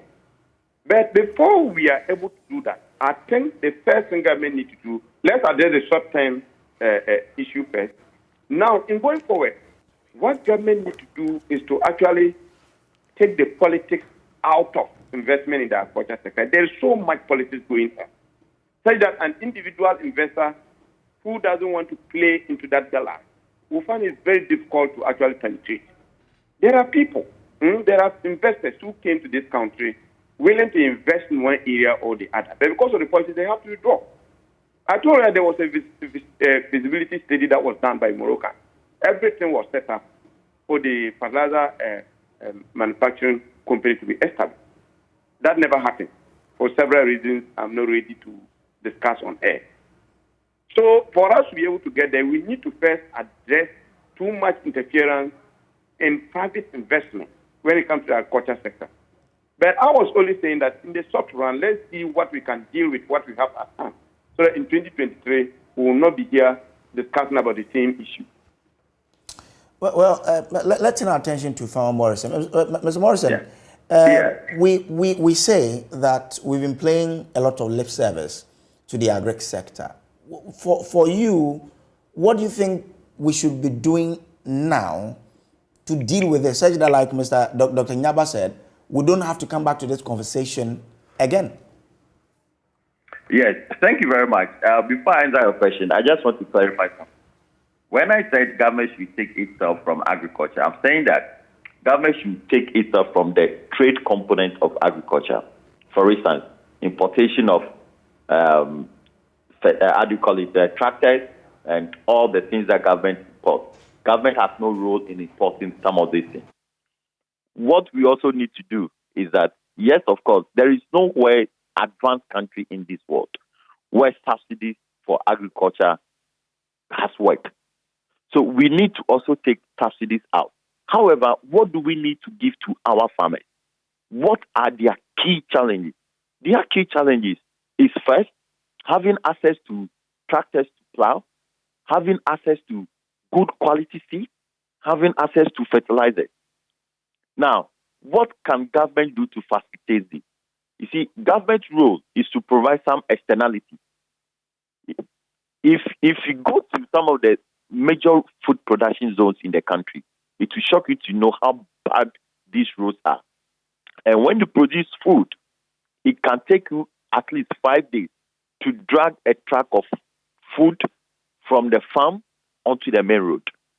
Okay? So we need, as we speak now, Ghana's post-harvest losses is so high. All right? So we need to currently be working seriously to curtail and reduce that post-harvest loss. We also need to reduce the dependency of importing seeds. As it stands now, Ghana does not have a national seed bank or a centralized seed bank. Okay? And also, when it comes to fertilizer, I strongly believe that we have what it takes to set up our own fertilizer plant. For instance, let's use even the neighboring countries. Togo have potash. So they do cement. Tony, just a second. So Dr. Nyaba says that it will take quite some investment and all of that, which, I mean, if you look at it logically, it will take time as well. So are you saying that even now, we have what it takes, maybe within 2022, getting into 2023, to address that situation and maybe set up a plan? Because I've heard people say, even farmers say, that if we don't address some of these problems, next year will be an even worse year compared to this one. So address it from that angle for us, please.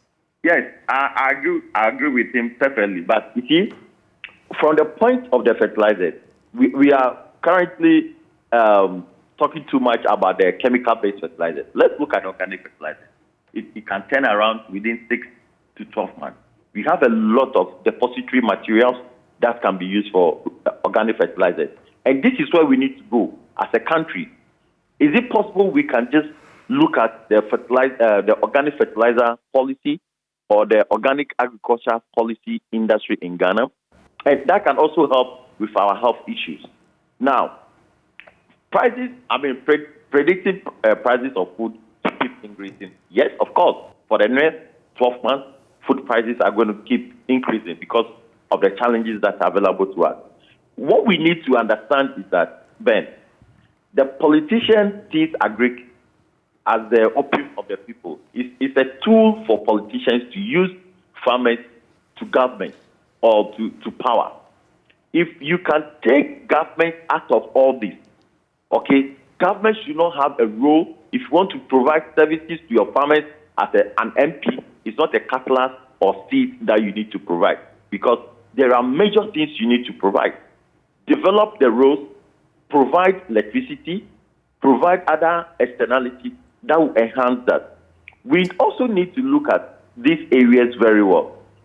If you go to some of the research institutions, for instance, University of Ghana, West Africa Center for Crop Improvement, TSR, they have done a number of research that can be commercialized, especially on the field, on the areas of seed and fertilizer, organic fertilizer, but they are all lying on the shelf.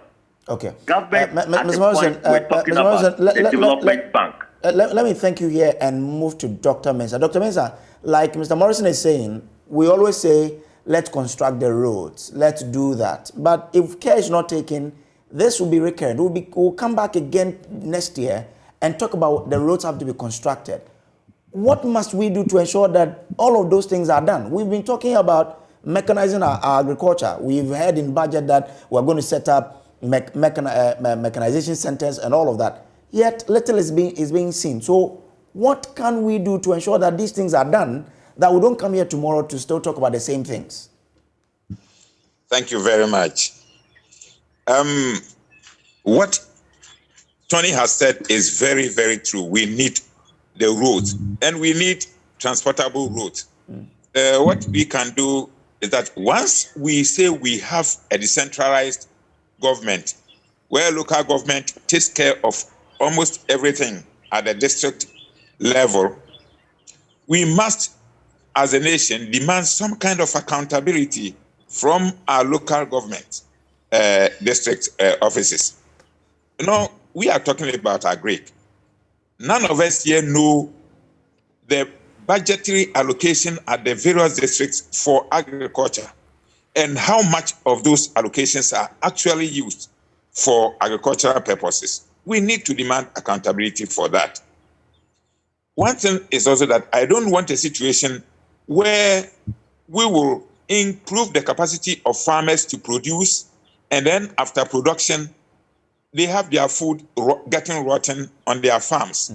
As I speak now, when I'm traveling to my workplace, I can find lots of oranges getting rotten by the roadside. No buyers. And therefore, we also need to look at marketing.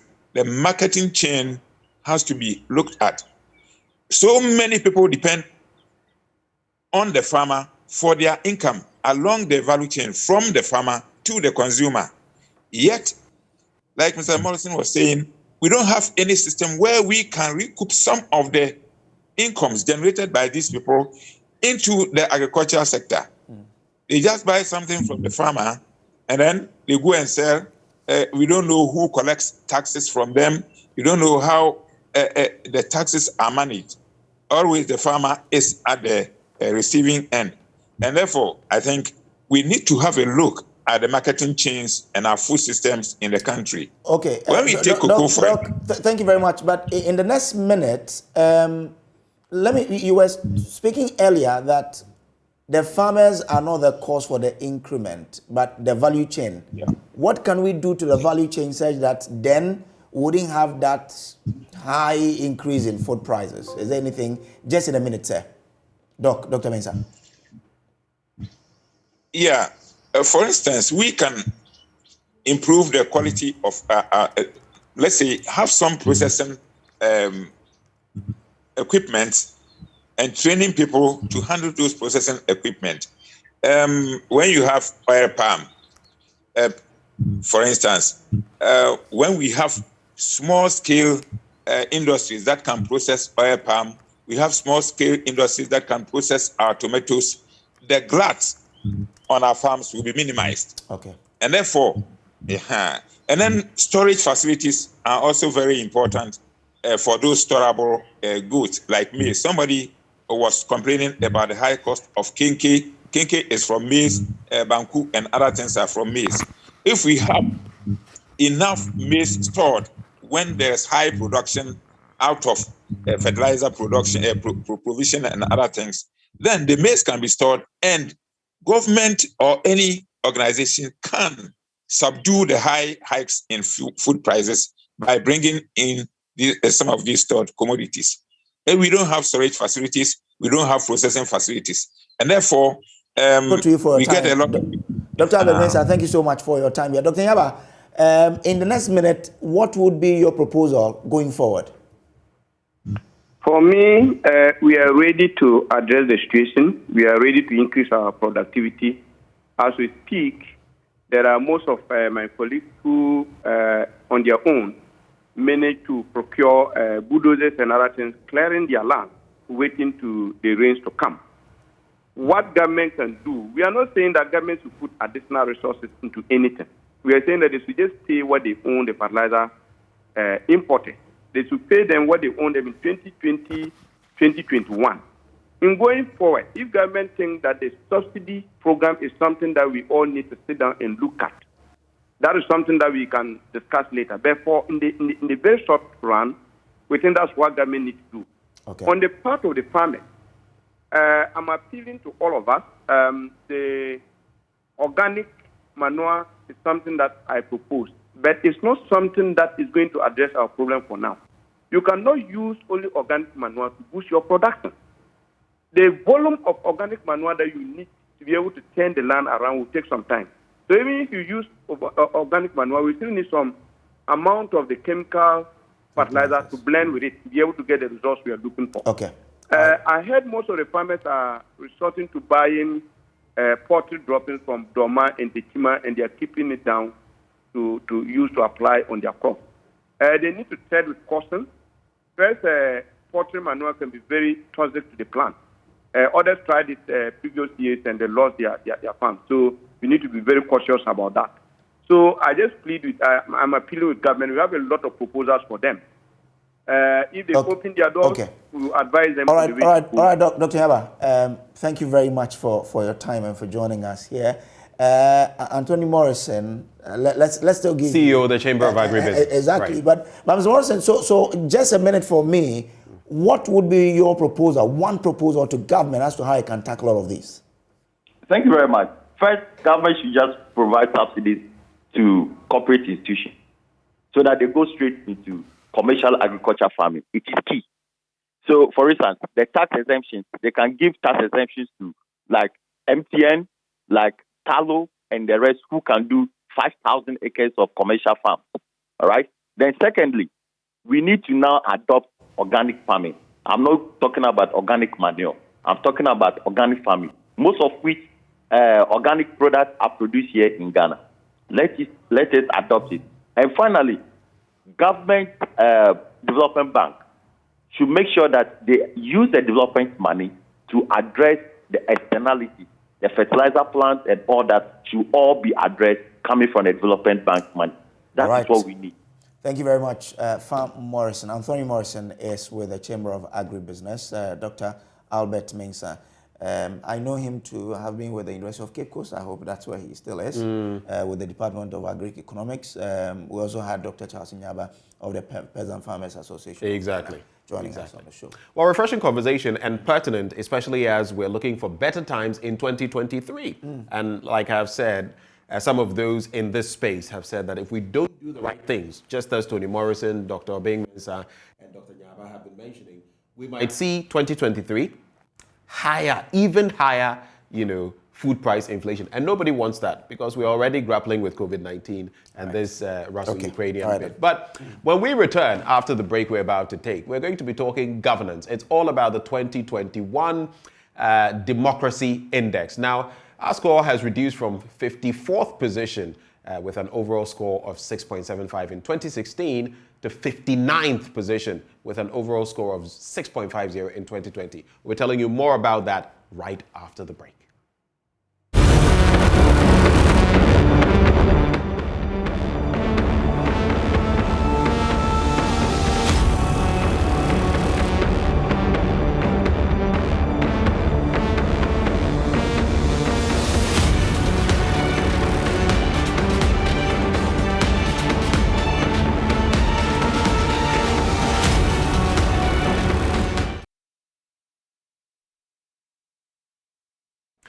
So we get conversing as we return on the AM show on Ghana's rank on the World Democracy Index, which has reduced from 54th position with an overall score of 6.75% in 2016 to 59th position with an overall score of 6.50 in 2020. Now you look at the difference in there. In 2021, Ghana maintained a score of 6.50 with a 56th position ranking. Now, the Rule of Law Index, and there are a number of indexes to look at, also shows that Ghana has reduced from 44th position with a score of 0.58 in 2016 to 58th position with a score of 0.55 in 2021. We ask, what does this mean for the democratic practice and the governance of our country? Now, joining us for the discussion is Dr. John Osai-Kwapong, Democracy and Development Fellow with the CDD Ghana. Dr. Kwapong, a very good morning to you. Thank you so much for making the time to be with us on the AM show. Good morning to you as well, and thanks for having me. A great pleasure. Let's start off. What is your quick reflection on these two? The Democracy Index, where we are actually described as a flawed democracy, just above the hybrid systems in Africa. And when it comes to the Rule of Law Index, where it appears we are not getting things right. What is your initial reaction to the two? I think overall it goes to show you that democracy is not a one-time done deal, that it's always a work in progress, right? I think if you look back to the third wave of democratization that happened around 89, 1990, that blew across the sub-Saharan African continent, where a lot of the countries began to make transitions from whatever systems were in place, most of which were either one-party states or military regimes, to democratization. There was a lot of euphoria that greeted, that greeted a lot of the initial successful elections, even though some of them had challenges. But I think when you look at these indices and how countries perform over time, for me, the bigger point is that democracy is never a done deal, that it is always a work in progress. Let me just ask this question, especially as we're broaching the subject of democracy. Interestingly, yesterday I met someone in the political fray, and we had a discussion on this self-same matter, democracy. Do you feel that even the brand of it that we practice in Ghana, and let me just take you back, in the Greek polis, the city-state, and what they call democracy, all involving democracy with everybody on board, is very different from what the United States has couched for itself, the UK, France, the Western countries. But in each of these instances, you would realize, even in India, that there is a context, a cultural, even socio-political context to their democracy. Have we achieved that in Ghana, even before we expand on this bit? Because it appears we're just speaking, democracy. So it's the generality of it, the practice of it, but it's not homegrown, and that is why we are even so scared from time to time when there's a lot of coup talk and all of that, because the systems, the structures are not well established. Your take?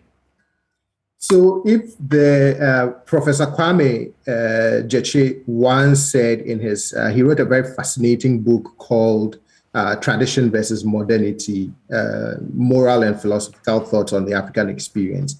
But in there, he talks about what democracy really means. And he defines democracy as it is also something that we must have some sort of cultural affinity to, something that we are prepared to defend.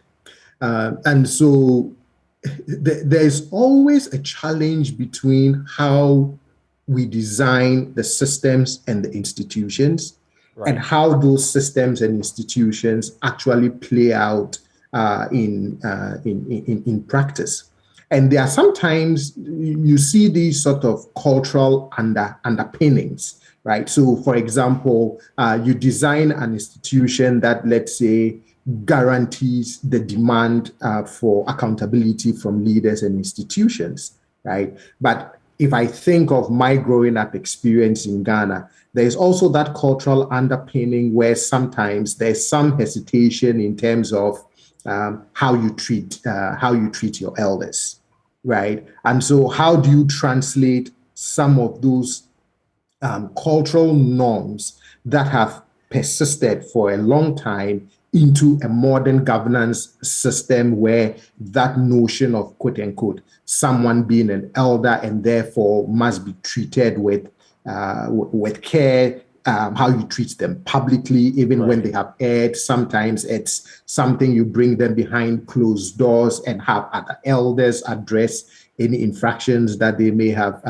So it's a challenge, and as time goes on, we have to develop what I call habits of the heart, right? Things that, so you just don't have democracy in name or, institutions, but you also develop the practices, the habits, the behaviors, the norms that you are able to reconcile with that democratic dispensation that you have. And that's a real challenge. And as I keep saying, it's something you have to keep working on, because you never arrive at that. We are there, the work is done. Now we have a democracy, Right. My colleague Samuel Kojo Brace is also here. He'll be coming in shortly, but I just wanted to find out before he comes in with his own take on all of this. We are described by the latest report as a flawed democracy.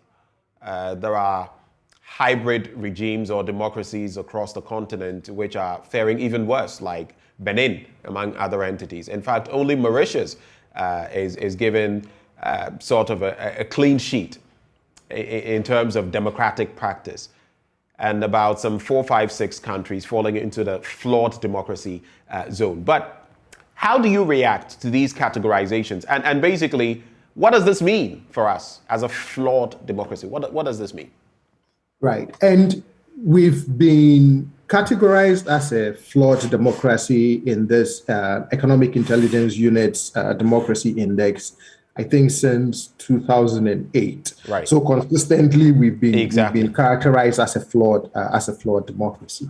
And if you look at the different categories that make up the overall score that puts us within the range of a flawed democracy, you would notice that we do well on electoral participation and pluralism, right? So you have the political parties. We've been able to have 8 successful elections. Yes, some of it has come with some challenges, but generally we've had 8 successful elections. You've had some of those elections that have resulted in a change of government, from opposition to a ruling party, etc., etc.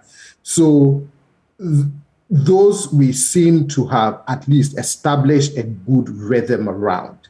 The other things that keeps pulling us down, at least from my analysis of the trend data, is in areas of the functioning of government in terms of our ability to implement policy for it to actually achieve the desired results, and also some of the questions around civil liberties. So that's part of the challenge. The other thing too is I'm also not surprised that we are quote unquote characterized as a flawed democracy, because if you look at Afrobarometer, there's a question on the extent of democracy in the country. And Ghanaians have always gone, except for 2008, where the perception was that we were a full democracy. Generally, the public opinion in that Afrobarometer survey has always shifted between a democracy with major problems or a democracy with minor problems. So again, it goes back to my point of there's work to be done. I mean, surprisingly, in I think it was 2017 or 2016, the US was moved from a full democracy to a flawed democracy. Right. I recall that, and it was a very funny. Is that indication that you have to constantly work to build stronger institutions, a strong political culture that is able to make your democracy flourish the extent to which we all hope that it actually flourishes and works. Doc, could you brace here? What do you think is what inhibiting us? Doc, could you brace here? What do you think is what is preventing us from developing our democracy to that level where we'll be out of this bracket and to be described as a flourishing one? I think that if you look at the categories, I think, and yesterday I was actually plotting where we've seen some reds. Okay, so the two main, at least from the this democracy index, the two things that I think are working against us is in the area of what they call the functioning of government.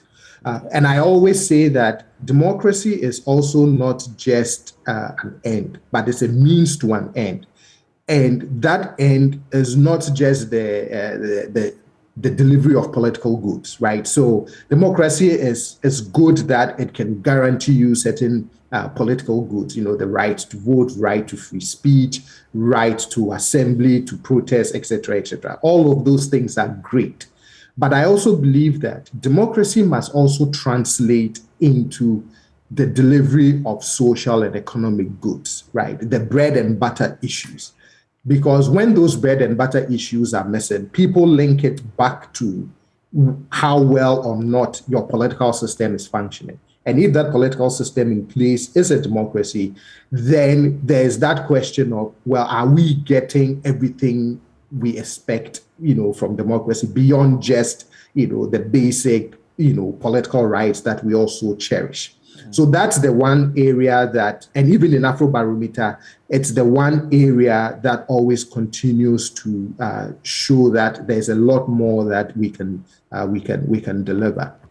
The civil liberties arena is also the one area that keeps hitting us. And if you look at the questions that the EIU does ask to construct your score on civil liberties, the questions around protest, the ability to protest freely, no institutional blocks against certain expressions, free media, free print media, things like that. I think sometimes some of the situations that may come up in terms of how the system has treated dissent or have reacted to certain things within the media space, etc., etc. I think are some of those things that continue to hurt us, particularly in the democracy index. How much of this is attributed to how we started, how we began our democracy, so that learning from that could help us develop and move on to be better? Yes, so you're right. We made a transition from a different political arrangement, right? So a military regime of quite a number of, for about 11, 12 years before we made this transition, right? And so if you think about it, for 11, 12 years, you've been under a particular trajectory and have developed a certain behavior and political attitude, right? And so once there's this new dispensation, it takes quite a bit to warm up to the new reality. But it also takes quite a bit for the new system for the system to also readjust to the new reality. Right. I always say that, for example, we are a little hesitant in sharing information in terms of government information, right? I recall some of my experiences doing my research and seeking information from public institutions, and you get this initial, when you're requesting some information, this sort of, what do you want that information for, right? And that is something that is a holdover from a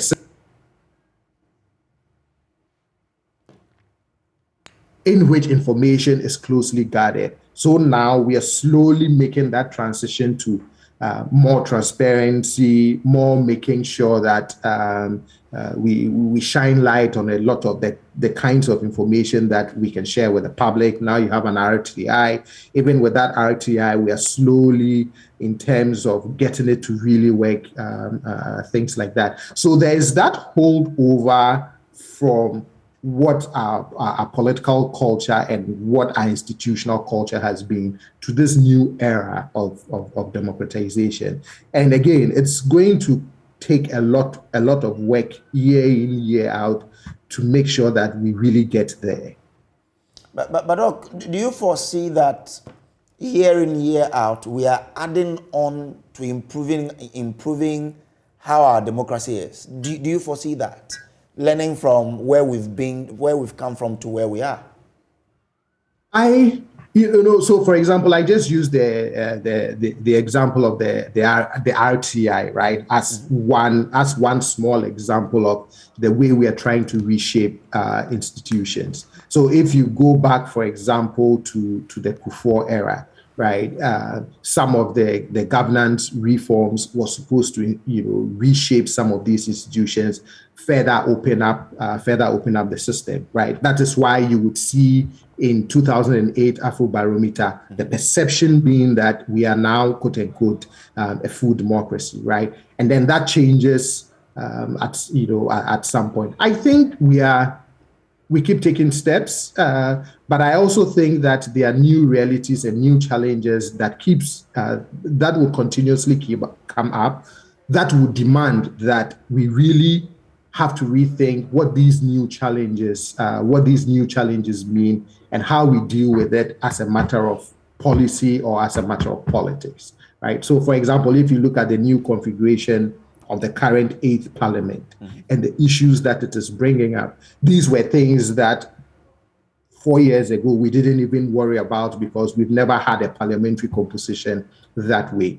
For me, how you deal with these challenges when they come up is critical in terms of the precedents you set and the trajectory you place yourself on for the next 5, 10, 15 years of your democratic practice. And I think we really do have a lot of work to do. It's not easy.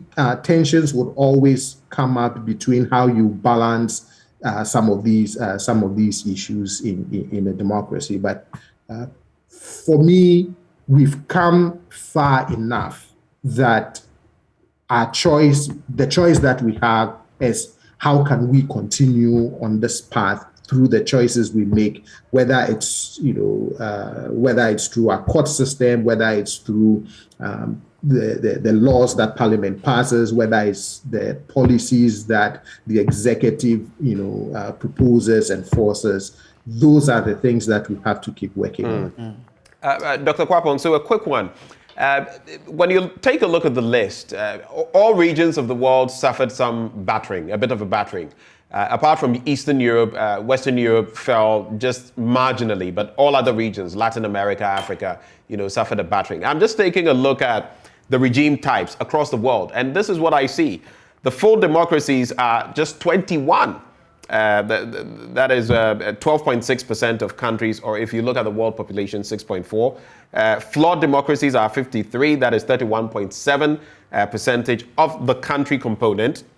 Hybrid regimes, 34, that is 20.4%. And authoritarian regimes, the largest, 59, with 35.3. So very briefly, in maybe a minute or less, so we talk about the human rights angle of it.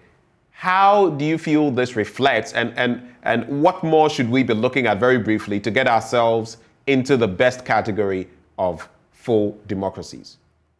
Right. And if so every year you see these themes that the Democracy Index comes up with when they release the report. And you really do see that going all the way back in 2008, democracy has been facing some major challenges, right? From 2008 being described as democracy in stagnation to 2019, for example, being described as setbacks and popular protest, democracy under stress, democracy at a standstill, goes to show you that certain systems, certain political behaviors endure much stronger than sometimes we think. And so, as I've alluded to before, we must constantly be keeping watch on the signals that we get from these indices and the things that it points out to us to pay attention to. I always say that, for example, it behoves on us to pay attention to a survey like the Afrobarometer survey because of the signal that it sends to us in terms of the areas in our democratic dispensation that needs work. If you look at this democracy index, I will take the same approach, which is if you look at how many are hybrid regimes, how many are authoritarian regimes, if you look at your own country scores, for me, the takeaway is what are the signals that it's sending you about your own system and the work that you need to do to even strengthen your institutions. Because you can see that, again, there's always this pressure that comes to bear on your democratic institutions that you can slip in and out of being in a good place where they are considered strong or being in a bad place where they are considered that you're losing some ground in certain key areas. Doc, earlier, if you look at this document, it said the Democracy Index 2021, it says, Canada's score fell slightly compared with 2020, owing to an April 2021 ruling by the Quebec Superior Court to uphold the province's recent ban on wearing religious symbols in certain public service jobs. So, question is, if you look at how our judiciary has come under some criticism of late, how does that play us? Maybe in the next round, or how do we handle it such that it doesn't take us a little further downwards? Right, and that is where you don't want a judiciary saying, okay, I'm going to rule based on how people are going to react, right? Mm-hmm. That I would interpret the law and rule based on, the law, precedents, etc., etc. Mm. But at the same time, how certain rulings occur and the reasons behind the rulings and public reaction and public perceptions also has a way of shaping people's attitudes towards these institutions. So you're right. So if you look at a landmark case like that in the case of Canada, you can see how in the expect ratings in this index, it might raise some red flags. And again, so you think about some of the rulings that have come out in a place like Ghana that has, created not so much positive public reaction. You start to wonder, for example, in the next democracy index, how much of that is going to shape our perceptions of the judiciary. Right. Dr. Kwapong, so very briefly, we're practically out of time, very briefly on this bit. So the human rights aspect or the rule of law aspect, and interestingly, we've spoken about even the right to information and all of that. We have not only stagnated, we have lost points in that respect. Briefly, in some 40 seconds, your quick reaction. That's concerning because at the heart of democracy is this notion of the rule of law, that no one is above the law, institutions work to protect everybody's interests, they adjudicate issues fairly and openly, etc., etc. So I think for me, it's a signal that we also, again, must ask ourselves, what is it that we are doing or not doing that is causing us to, decline in such an area as the rule of law? Doc, thank you so much. Thank you so much for joining the conversation. Dr. John Kwapong, of course, Democracy Fellow with the CDD. We're so grateful that you joined us this morning. And thank you for having me. Great. So Sam, right before we go, we all know water is life. Water regulates your body temperature and keeps you alive and kicking. Awake is premium purified treated water through a strict purification process to ensure that every bottle on the market refreshes you better. We have the perfect sizes for all occasions, 330 ml and 500 ml to fit right into your pocket or bag, 750 ml for the heavy drinkers, and 1.5 liters for those who always want more. We have introduced our special 19-liter jars for offices and homes. Now, you just need to stay awake with Awake Purified Drinking Water wherever you go. So come on, grab a bottle of Awake Water and get quality hydration. Awake Purified Drinking Water, one for life. Remember, for every bottle you purchase, an amount is donated to the National Cardiothoracic Center. It's produced by Kasapreko. If you want bulk purchases, please call 0262 351 251. And before we go, did you know that the income of a young entrepreneur from some selected businesses is exempt from tax for 5 years? Any young entrepreneur engaged in manufacturing, information and communications technology, agro-processing, energy production, waste processing, tourism and the creative arts, as well as horticulture and medicinal plants, does not need to pay income tax on these activities for their first 5 years of operation.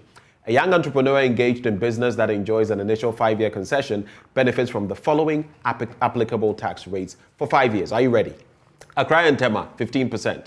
Other regional capitals outside the 3 northern regions, 12.5%. Outside the other regional capitals, 10%. And in the 3 northern regions, 5%. So for further clarity and information, contact your nearest GRA office. Ghana Revenue Authority, integrity, fairness, and service. Now, also remember, before we go, you have to pay income tax on any income you earn in Ghana, even when you do not live in Ghana. When you earn any income through a business transaction, income tax must be paid by the business by withholding the tax amount and paying same to the GRA on your behalf. It's happened to me, and that is the law. Well, thank you for joining us on the AM show. Sam. Ben. Awesome. Yeah. Thank you for joining me as well. Thanks for having me today. All right. Thanks to our awesome viewers. Exactly. That's all the time to know. Good Friday to you, and well, have a blessed Easter.